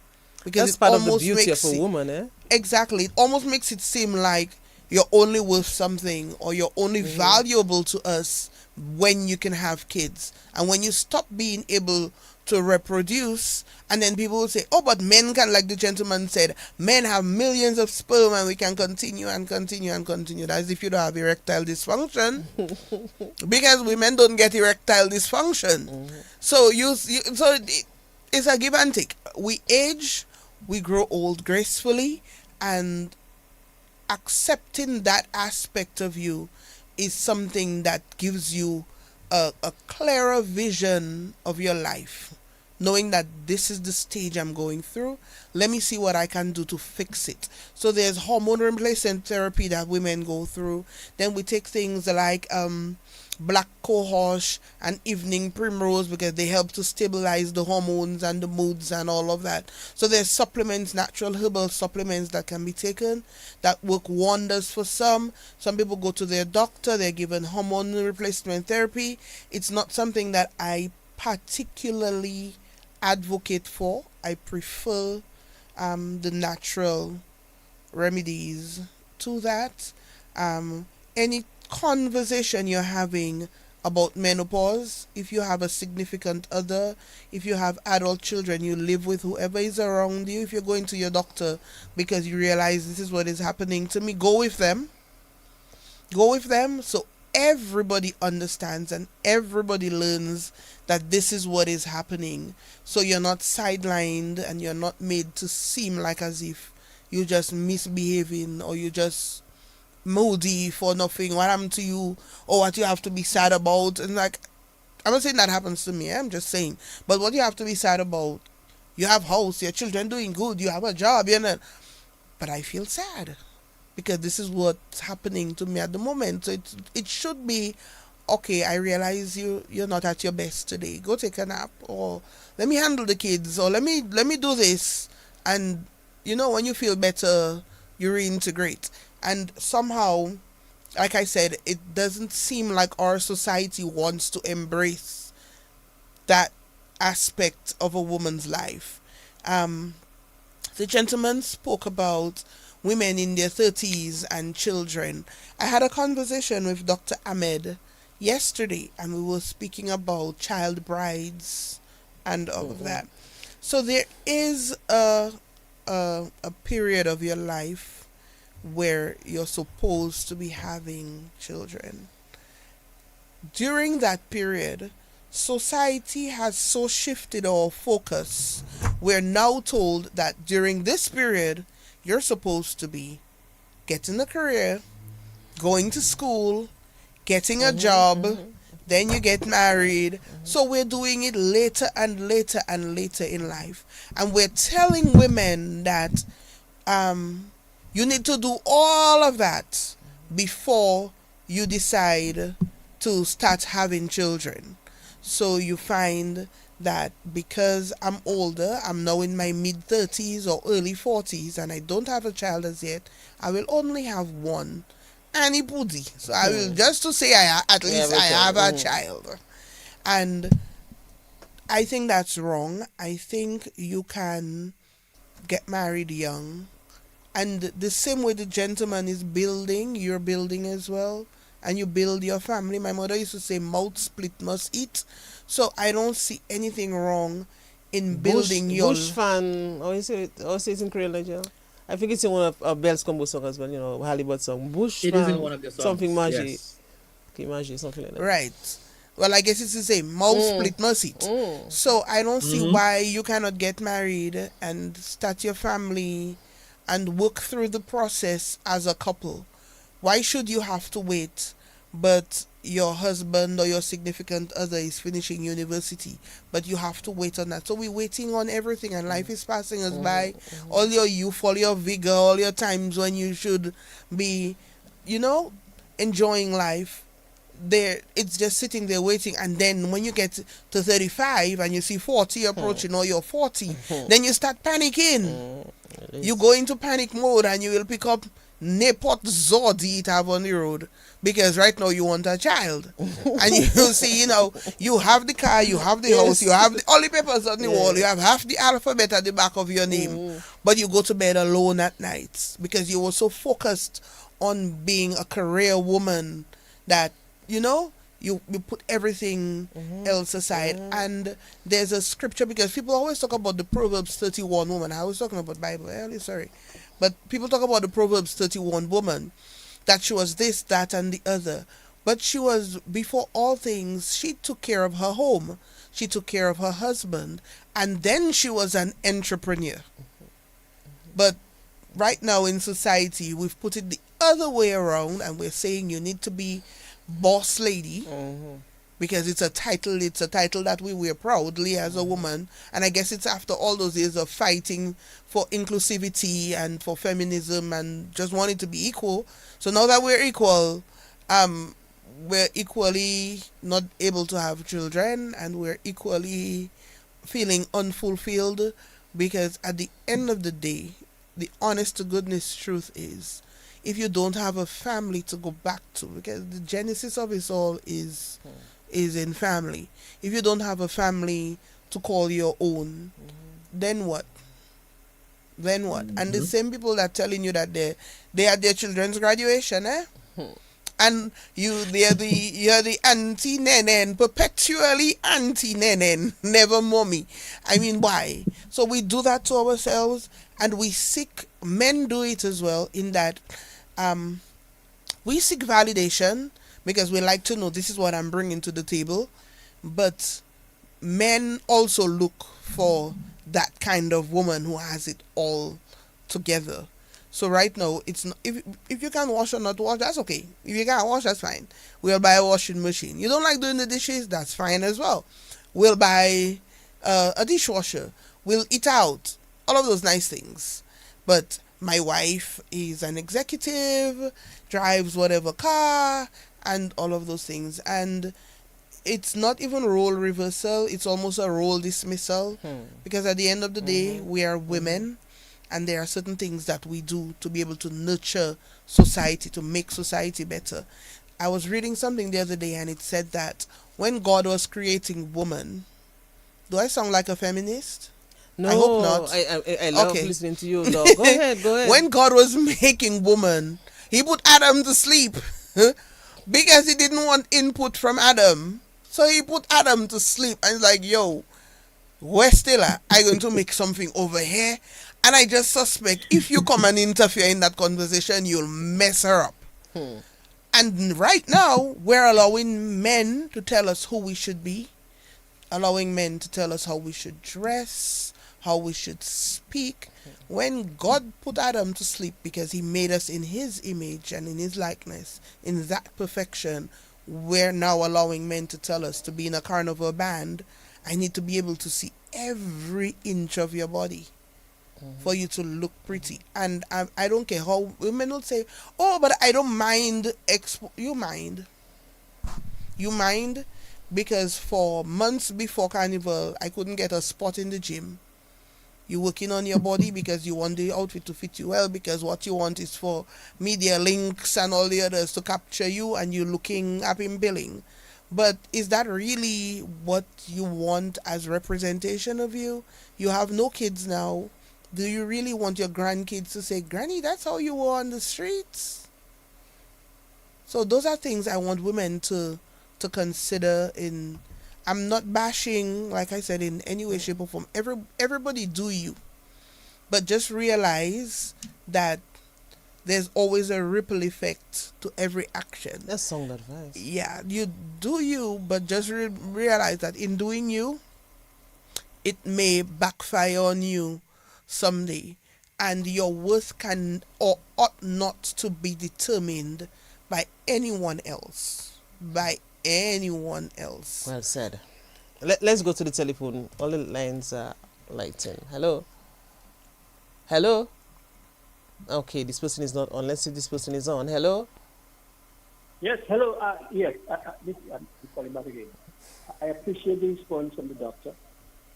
It's bold and straight up, no compromise, no bias. But I think society needs to, create sort of a re-education of that situation, because the mindset now is, as she said, I'm waiting until I complete my career and blah, blah, blah. But, 35, 40, it's called geriatric pregnancy, which is very risky. However, she has answered the question, and I hope that society can take a look at that, because our young women are suffering, our young men are afraid, and all of that. So the reset of the mindset. One more question for the men. Yeah, let's be quick, because we don't. Yeah, let's be quick, please. I visited the health center for my regular check, and I observed 90% of the people in there are women. Where are our men, and why are our men not being there? Are they more healthy, or they are healthier than the women? Is that the impression, or is it the pride, the foolish pride that is in some of us men that we don't want to go? And or is it the upbringing, the parenting? Our parents are more on the side of the girls. The boys are not told you have to go to the doctor, you have to do this, you have to do that. So how can we rectify that? I'm listening. All right, thank you. So our gentlemen tend not to want to come to the health center or come see a doctor unless they feel sick. And in my definition of what primary health care is, remember I spoke about preventative medicine. We need to come out from that thing. You go to the doctor because you're not feeling well. You need to come and do your wellness check. If I ask 10 people, what is your regular blood pressure? What are your numbers? 9 of them will not know. Because one of them, who's probably a woman, regularly goes to the health center. Know your numbers. Because if you don't know what your normal blood pressure is, how are you going to know when it's high or when it's low? You don't even know. Because if for me, my regular blood pressure is 90 on 70, 120 on 80 will give me a headache. 130 on 80 starts to make you feel sick. But if you know your blood pressure is a regular 120 on 80, then 128 on 82, you're okay. But for a person who is 90 on 60, 128 on 82 is high. But if you don't know, you don't know. What are your cholesterol levels? You don't know. What's your normal blood pressure? You don't know. What's your normal blood sugar? You don't know. I mean, what do you know? What's your blood type? Not sure. But you get into an accident, everybody asking for blood for you. So it's like, what do you know about yourself? What do you know about your health? And again, wellness is what I'm preaching. So you go and you do your wellness check. You see that thing, men come in only when they have to renew their insurance or when they go in for a loan. That needs to stop. We catch a lot through regular screenings. So you see, we do health fairs in all the villages on the side of the road. We will block a road, we will come, we will put the nurses in the hot sun, drinking Twapita water, And we will come and we'll do all your checks for you. But you know what I notice? The same people that come to the health center come to the health fairs. But the health fairs are for those of you. We come out in the health center and we come meet our ozo to be able to catch you. You're passing straight because you're too busy. If you don't want to stop and check on yourself, on your body will stop you. Inevitably, it'll stop you. One day, it will just tell you, you know what, I fed up. Go and sit down. Go and lie down on a hospital bed. Let them check you there. Because it'll ask your supervisor, ask your boss for your one day. Corporate citizen, corporate partners, my number is 315-3142. Reach out to me. We will come to you. Give us a space in your business place. We will check your staff for you. We will do their weight, we will do their height, we'll tell them their BMI, give them some advice. If they're already on medication, we can refill for them so they don't even have to leave work. We come in right in your boardroom, in your conference room, in your snack room. We will check your staff for you. So all they have to do now is go and pick up their medication just to make sure everybody gets a check. You buy a brand new car, Sir Francis, and they tell you to bring it in 3 months for a check, for servicing. What do you do? Well, sometimes even before the 3 months reach. You bring it in. You bring it in very early. You bring it in? Why? Why would you bring it in? But it new. The student is questioning No. So Francis, it is new. It is a new transport. A new 2025 you buy. But they tell you to bring it in 3 months. And you bring it in? But you should say it's fine. No, your answer should be, but it's running fine. Why should I have to bring it in? Why should you go and bring it in? Yeah, that's what I would ask the person. But they tell you to bring it in, so you bring it in there because that is your long $100,000 that sit down there. And that's true. What you Now, is so true. when you go to the auto shop, there are shelves, and what's on those shelves? Spare parts. Right. So they can change a spark plug, they can put brake fuel, change up your oil. Right. On your brand new vehicle that doesn't have a problem. It's packed with spare parts. You can send for original in Japan, you can buy bootleg, but there are spare parts. When you go to the health center, do you see any lungs on our shelves, hearts, blood vessels, pancreas, liver, kidneys? That's interesting. Do you see any spare parts? No. We have no spare parts. We have absolutely no. The only thing we can give you is a little blood, and we have to beg it from somebody else. We have no spare parts. I like for Dr. you. DRIGO. I'll just listen to her. And yet still you're not coming. You're not coming. But we have no spare parts. Yeah. But the money you spend on the car, you will bring it. You don't want to drive in a pothole. You want the best rims. Yes, you want the best this. Don't eat in my transport. Put your foot down. Put on your seat belt. And that happens. Hammer all like towel, the little tree hanging in the thing to make it smell nice. All of that. And all we're telling you, come, let's stop a moment now. Let me check your sugar for you. Let me check your pressure for you. I'm on my way to a meeting. Bon chance. And then we sit back and we say, the health system in Dominica is failing us, and this is failing us. Everything is failing us. May I submit to you, you are failing yourself. Let's start there. Let's just start there. Nigel, let's look at some of the comments and the questions as well on Facebook. No, I don't think so. I hope not. Well, I mean, you know how it is already. Somebody mentioned earlier, though, about the fact when you mentioned about the not finishing to take your medication, you take it for 3 days and then you feel better, so you're like... Snapper said something like that too. Just leave that alone. I think the Snapper had mentioned that too as well earlier on. Let's see very quickly. Depends on the stability of the person. Sandra Norris is saying, I like that, doc. Thank God I'm on this side of life. I guess that's when you're talking about the age and stuff. What about grandpa and grandma goes to the doctor? The doctor gave a prescription to get at the pharmacy. What documents would they need? Is it still an exercise book? Okay. Or will the pharmacy be able to get it from the medical information you're talking about, medical information systems talking about? So they'll be able to just pull that up from the Yes, yes, systems, right? yes.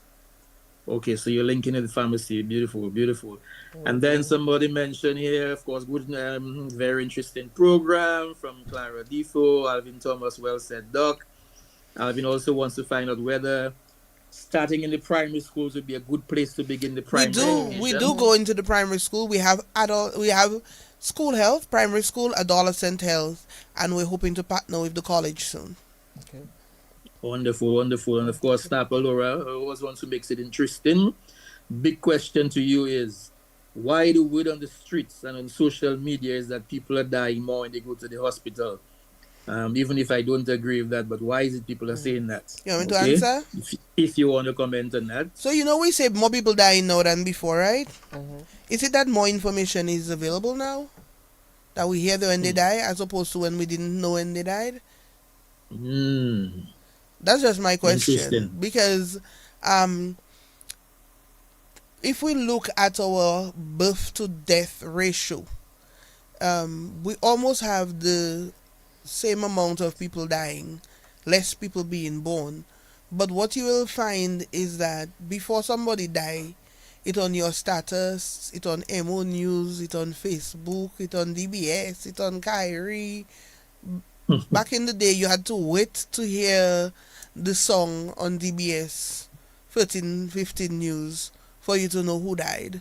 Right now, you check in your statuses, and when you see a picture, your heart almost have to skip a beat because you're not sure if it's a happy birthday, congratulations, or an RIP. But from where I sit, though, I mean, I think it's a fact, though, that a lot more people are dying over a period of time. Because I'm in radio now for many years, so more than 30 years, so I can speak about this.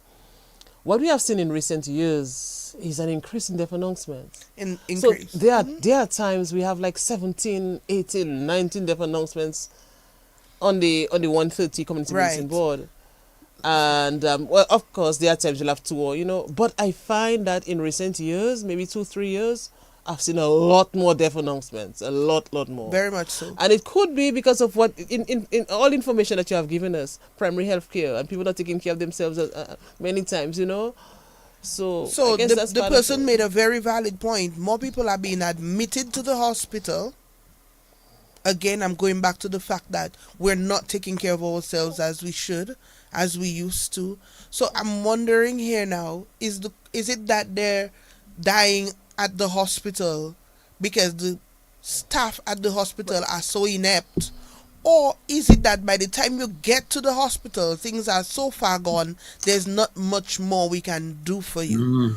Because we have the technology, we have the specialists. Back then, we used to have a Dr. Elwin and a Dr. Paul, a Dr. Shillingford, 1 or 2, 3, 5 specialists at most. Right now, we have neurosurgeons, we have endocrinologists, we have PhD nutritionists, you name it, we have it at the hospital. But people are waiting to get sick. We are allowing ourselves to get sick. We are using fats, we are using oils, we are drinking soft drinks, we're drinking rum, we're smoking. I mean, we're doing a lot more vice than we used to before. So we're getting a lot sicker than we used to before. When we had 1 or 2 patients, renal failure patients in dialysis. Right now, dialysis is a whole unit. We had 1 or 2, 3 people doing their little dialysis and whatever. We have 2 nephrologists now at the hospital. Imagine that. We have 2 kidney doctors now at the hospital. Why? Because people will take the diabetic medication, and because I take in the medication, I can drink sugar because the medication will counteract the effects of the sugar. That's our mentality now, So our mentality to healthcare has changed so much that you do what you want. You only live once is our motto. YOLO. Everybody is like, one life to live. Live while you live. And all kind of, before you leave. That's our attitude now. And then you go to the hospital and you at the end of your straw and you expect miracle signs and wonders. Our young ladies have more cancers. Why? We're having unprotected sex. Because back in the day, condom was the thing. Pregnancy was a big thing. Teenage pregnancy. Nobody wanted to be pregnant. But right now, you can go to the pharmacy, buy the morning after pill, pop that in, so you're not protecting yourself anymore. You're exposing yourself to the human papilloma virus. You're exposing yourself to chlamydia, gonorrhea, and all the other things that a condom will protect you from. Men want to watch you and tell you, oh, condom too small for them. My nigga, please.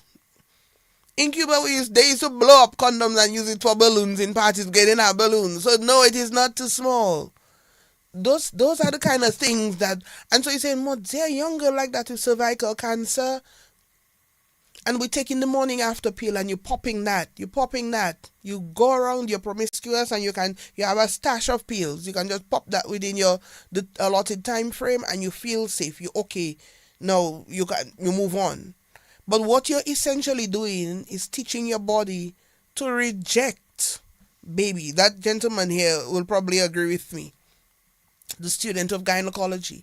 Because if every time sperm meets egg, your body knows it's going to release that. It has to release that because you take that pill.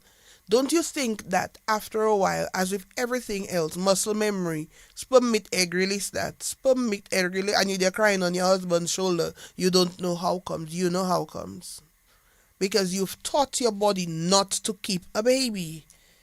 You did that through all your teenage years, all your college, university, when you're having fun doing your do.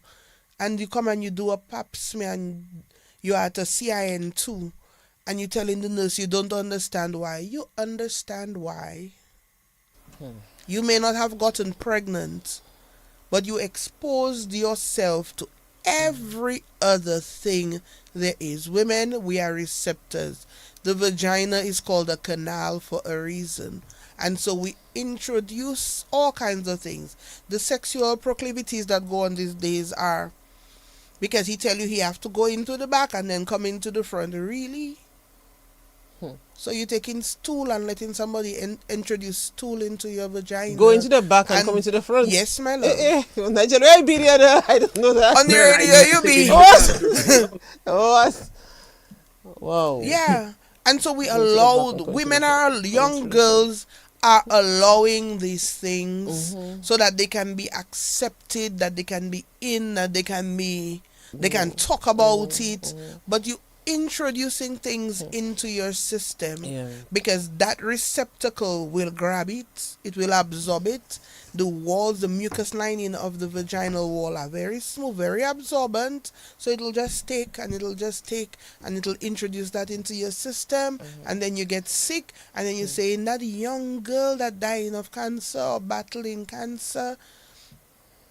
Those are the things that we do. So people are dying at the Dominica China Friendship Hospital. People are dying at Princess Margaret Hospital in the Bahamas. They're dying at hospitals all over the world. Oh, that's true. We need to take care of ourselves from now. Wellness should be what we're striving for. Make right decisions. It's okay to be the odd man out. It's okay not to have done something. It's okay not to have tried it. It's okay. Since when is it okay to introduce foreign objects inside of you and call it fun? I mean, and then you want to blame Dominica China Friendship Hospital, Help Center, the government of Dominica, the nurses and doctors, when we're putting ourselves in some precarious situations that there's no remedy for because it's taken so long to get there. And caveat again, this system we're in is not perfect. If you listen to the news, you will hear people in Chicago say it is not perfect. In New York, it's not perfect. In Canada, it's not perfect. It's not perfect anywhere. You know where it's perfect or where it should become perfect? In your mind. This is where it starts. That's where illness starts. That's where all of it begins. Making the right decisions to be better, to live longer. You don't want to work hard, have all your little money saved up, and then find out you have to go to Trinidad for treatment for cancer, and it's going to cost you $260,000. The cruise money you were saving Your children university money you were saving. Men, it takes literally, I'm going to say conservatively 90 seconds for a finger to go inside there, wiggle around a little bit, and pull back out. That 90 seconds will save you a lifetime of pain. Simple examinations. Ladies, you go to the health center, say, Doc, I need a full checkup. I come for a full checkup. Then you take off. You walk with a top and bottom, preferably a skirt you can hike up, comfortable clean panties. You shave and you do your little housekeeping down there, and tell them to examine me, please. You're a diabetic. Take off your shoes, take off your socks. Ask us to look at your feet. Ask us to test the sensitivity of your feet. Health centers should not be fast food drive-through. Next patient, please. Next patient, please.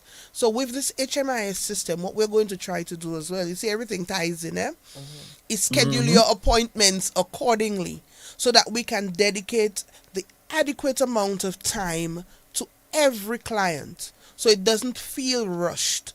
You don't feel like as if, oh, doctor say I pass on him, no? Because the doctor now thinking of the 50 people that's sitting outside there. But if there's less people and you know you have your spaced out appointments, we can dedicate time, make time for you and do things right. So we don't have to talk about Dominica China Friendship Hospital, because guess what? The diabetes and the high blood pressure I have are so well controlled. I don't need to talk about Dominica China Friendship Hospital because I'm not sick. I may have a disease, but I'm well because I'm taking my medication, I'm eating right, I'm exercising, I'm doing what I need to do to stay healthy. And that is my message. That is the ultimate goal of primary healthcare services. That's my ultimate goal as the coordinator for NCDs, to just see people making right decisions. Storekeepers, rum shopkeepers, stop selling alcohol to children. Stop selling alcohol to children. Don't tell me the person looking like an adult. You know her mother, you know he's a child that day. You know his father, you know he's a child that day. You cannot be selling the souls of our young people for $5, for a BB rum, no, don't do it. Don't do it and then blame the health system. It's all of us causing this demise. It is all of us causing this demise. You see why you have to bring her for part 2? I suspect there'll be not that soon, but there will be a part 3. I mean, wow. And it's the way I love this. It's not the depth of her knowledge, it's the breadth of her knowledge, man. Yes. Wow. Which kind of takes us to the NCDs and the fact that, and as you mentioned earlier, you might have a lot more people dying, but it seems to be a lot more younger people because we're not taking care of ourselves. I love that. NCDs. So NCDs, what are they? What can we do? How can we get on the right NCDs path? are on the rise worldwide. I mean, this is something that WHO is talking about. This is something PAHO is talking about. World Bank is funding initiatives for NCDs. Everybody's talking about NCDs. It is the cry of the world. Why has it become such an issue for us as black people? Here's what I think. Right? Back in the day, remember, the master's house is where you had the best cuts of meat, the milk, all the good foods. Everything was at the master's house. The slaves, what did we eat? We eat cow hooves, collagen, protein. That's what we had. Bone marrow. We had the grains that were left over. We had the ground provisions. That's what we had, right? We had the healthy food. They had the unhealthy food. So they had cardiovascular disease. They had diabetes. They had hypertension. They had gout. They had the big bellies. They had all of that. Whereas we were the strong, healthy, hardworking ones. Times have changed. No more slavery. Education is available to all of us. The same foods are available to all of us. So, Nigel, Sir Francis, you're in the States. And to buy at Whole Foods You have to be of a certain stature. You can't just go to Whole Foods. Whole Foods expensive. To buy organic food, it's more expensive. The same organic food that come out in your backyard, you don't want to buy. You rather go and buy macaroni. Because right now, on a Sunday, if your table don't have macaroni pie, potato pie, scallop potato, lasagna, baked chicken, red beans, rice, and maybe a sprinkling of vegetables somewhere in the midst, you don't feel like as if you've attained anything. And so this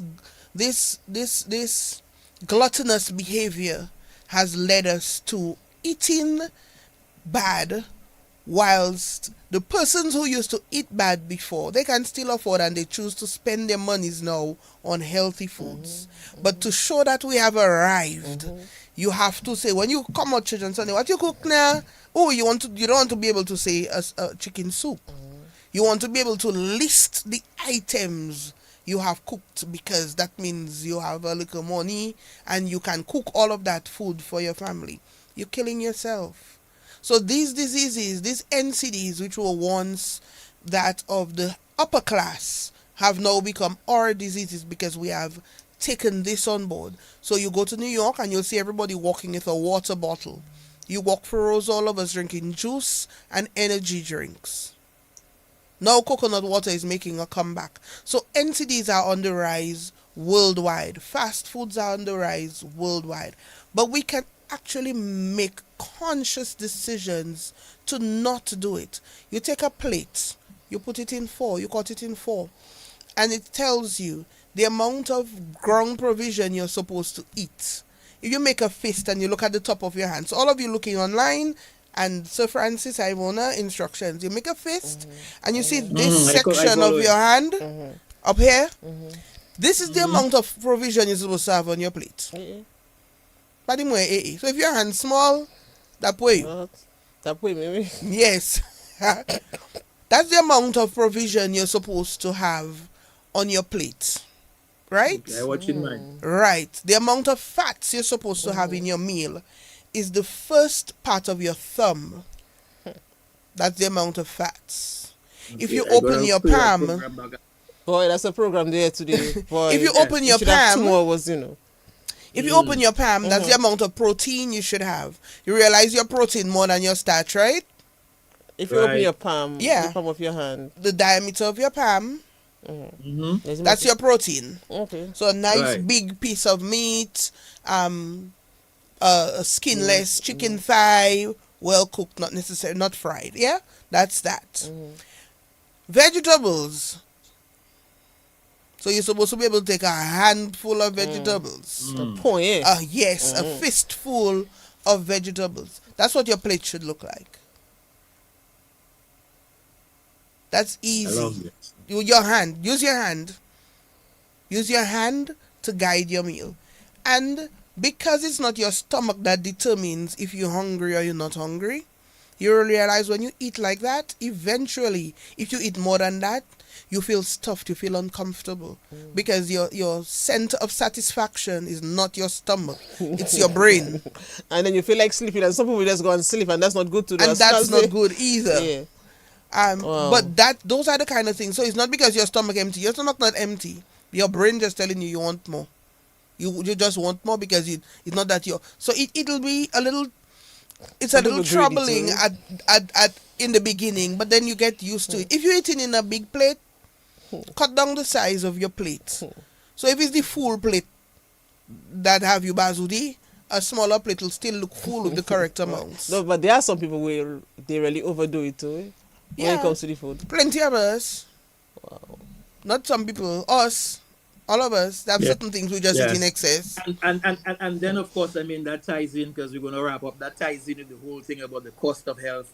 Our health cost is rising because we have to spend more now on all those medications. Yes, things we could very have much so. prevented Very much if so. we were eating right and exercising, right? Now, primary health care in Dominica is free of cost to the consumer, like I always say. So there's no out-of-pocket cost. You don't come and say, here's $5, give me my meds.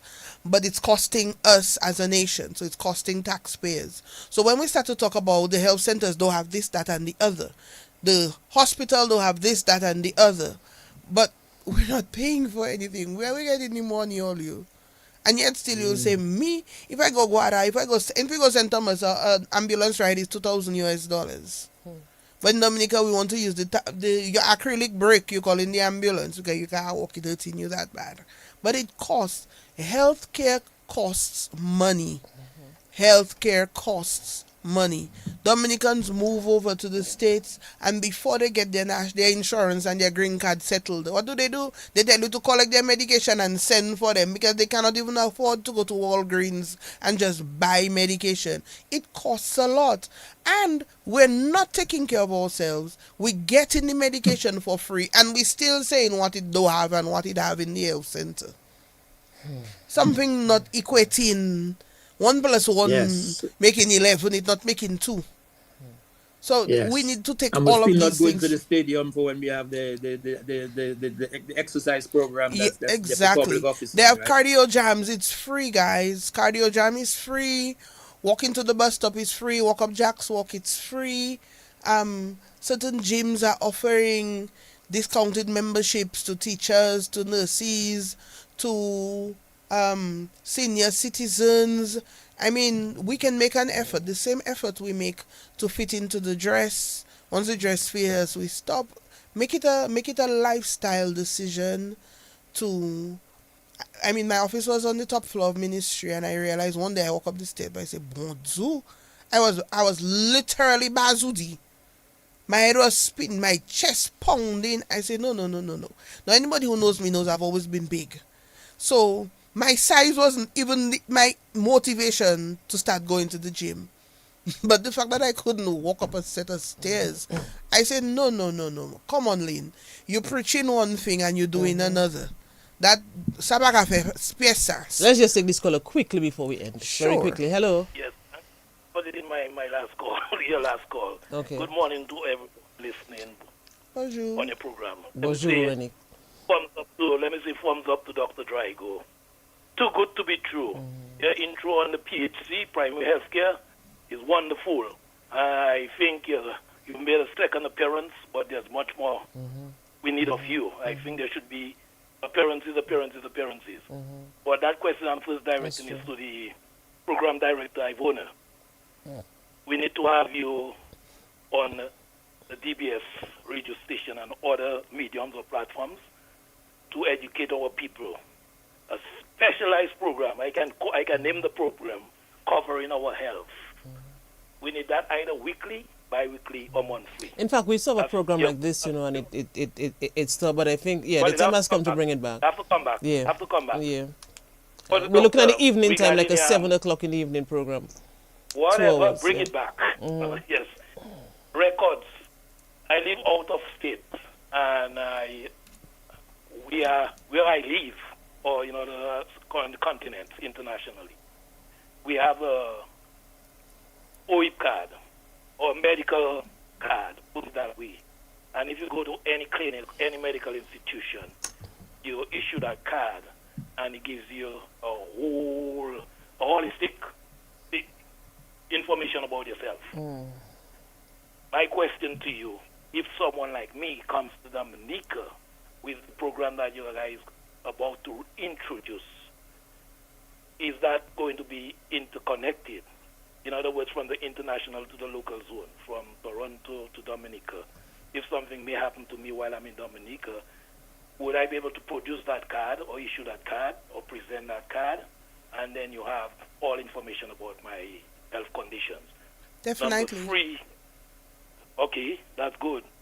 Number 3 is there are a lot of people in the diaspora that have that sort of negative image about our country. And they all tend to say, oh, I'm not coming back to Dominica China Hospital, there's nothing to cover. What can be done to erase such negative and give the confidence that we have the proper personnel, treatment, education, and information for those that have lost the confidence in in our health system. Thank you. All right, let's see if we can answer that. She can answer this quickly. We have run out of time already, So, but let's see how we can go. He spoke about having his card and being able to access information in Dominica. Definitely, once you have the information, we should be able to access, and then we would create a profile for you in Dominica in our system. So when you visit, when you come back and forth, then definitely. What can we do to change people's mindset? That's a tough one, because really and truly, bad news spreads faster than good news does. So persons who've had bad experiences, and bad experiences are had all over the world. If you follow in TikTok, you know people sit down there and they gripe about things constantly. So I hate for Dominicans to think that, because if you go to St. Lucia, I am almost certain people sit in their bad talk in their system. You do it. We do that. Human beings tend to do that. What would quell that, in my opinion, is for the persons who've had good experiences, share your good experiences. And you're in the diaspora and you've probably never had to visit a health center, because so many of our persons living overseas may not have access to proper health insurance and all of that. So they may have never had to go to a health center or see the doctor and experience what it is like over there, for you to get to the emergency room, and when they hand you the form to fill in, the first thing they ask you for is your insurance information, because they want to know who going to pay for that wheelchair ride. They haven't even seen you as yet. You're on a wheelchair and an attendant coming to push you. That's where the billing starts. So they want to know, before they even do anything for you, who is going to pay for it. You know why you're paying for it? Because they in turn have to pay for their nurses, their doctors, their pharmaceuticals, their medical supplies, their equipment, their maintenance of their building and their equipment. So they're getting monies to be able to pay for all of that. And in Dominica, all we want to do is go to the hospital, get treated, get the best care, receive the best, and we want it for free. And I will continue to harp on about it. I know it's a policy decision to do it in primary health care services, but if you're seeking secondary, tertiary care, you should consider getting yourself medical insurance. Look at retirement insurance. But you should know that something has to be paid, because healthcare cannot be free. You know what's free? What's free is what you decide to put on your plate. That's where the first decision, I will keep coming back to that. That is what is free. What is free is what you put in on your plate. You sit at a desk, you have a sedentary job, then every once in a while put an alarm on your phone, get up, walk, go down to the bottom floor of ministry, walk back up, move your body. Stress is making us sick more than anything else. We're carrying too much. We don't know to let go. And somebody asked me, tell me, well, Doc, when you go on the radio, explain that thing about the season of winter and fall again for me, please. But anyways, we need to be able to release situations and move on, because stress is the number one killer. Just imagine you in class and the teacher comes in and says, close all books, you're going to get a test. Immediately, some people just get a malvat. Me, I'll get malvat. My stomach starts to churn, and it's just that one moment of anxiety you start to feel. So can you imagine just constantly being anxious, constantly being stressed, constantly being under it? And I will tie that back into how we see our women, how we treat our women, because you want her to be a nymph, so she has to do everything she has to do in the bedroom. But she has to look good on the road. She has to perform on her job. She has to take care of the kids. She has to make sure breakfast is done, lunch is done, homework is done, laundry is done. And we want our mothers, our daughters, our women to be everything. And it's not healthy. It's not healthy. choose which one you want for the day, because she cannot do all of it. And there is, like I said before, there, you see that thing about strong black woman. Moi c'est pas pied strong black woman ako. No. You can only do what you can do for the time being, because at the end of the day, everybody else is happy and you are constantly stressed. You are constantly performing at peak level because you're trying to please everybody, because you want to be seen as the perfect mother, the perfect lover, the perfect wife, the perfect secretary, the perfect boss at work. Why? When your husband wakes up, eats breakfast, puts on his breeches, goes to work, comes back, gets fed, gets serviced, goes to bed. Yes, Nigel, I mean, look at the time already. We have gone past the time. I know. And there's so many things that we haven't even looked at. Breakfast sometimes. But we have to. I'm not throwing talk for nobody, you know, like I'm Sir Francis. I'm just saying that's what society fits wearing. Yeah, that's what society is starting to expect of us as women. You have to be everything. But it's our fault. You are so right. It's our fault because we were home taking care of the family and we were okay. And then we decided treat us as equal. So you want to drive backhoe and you want to build a bridge. But remember, you have children to drop to music, you have your son to pick up from basketball, then you have homework to do. And so it's an expectation that we, in wanting to prove ourselves worthy, have taken on all of these extra roles. And so now we're disgruntled, we treat other females badly, we're not taking care of ourselves and all the rest of it. But society has placed it on ourselves, but we at some point we asked for it. We asked to be treated as equals, and we wanted all of those responsibilities, and now we have it. So use your counselors, use your friend groups, seek advice, go to church, meditate, read. I mean, before you go to bed, come off social media, the doom scrolling. Put on some music. I mean, if you put on your tablet or your phone, there's all night prayer. You can put on YouTube. There's all night worship music you can put on. There's sleep sounds you can put on. And you just lie there and you think, okay, what did I accomplish today? What do I need to fix for tomorrow? What tasks carries on into tomorrow that absolutely have to be done? So you just reflect. Instead of you there and you watching and you commenting on people's status, and slow down your day, be reflective, be intentional about your time, be intentional about what enters your mind, because that's what will feed your day, it'll fuel your reactions for the rest of the day. So it's just a lot, and it's a process I'm going through. So at nights I used to maybe want to do work and what.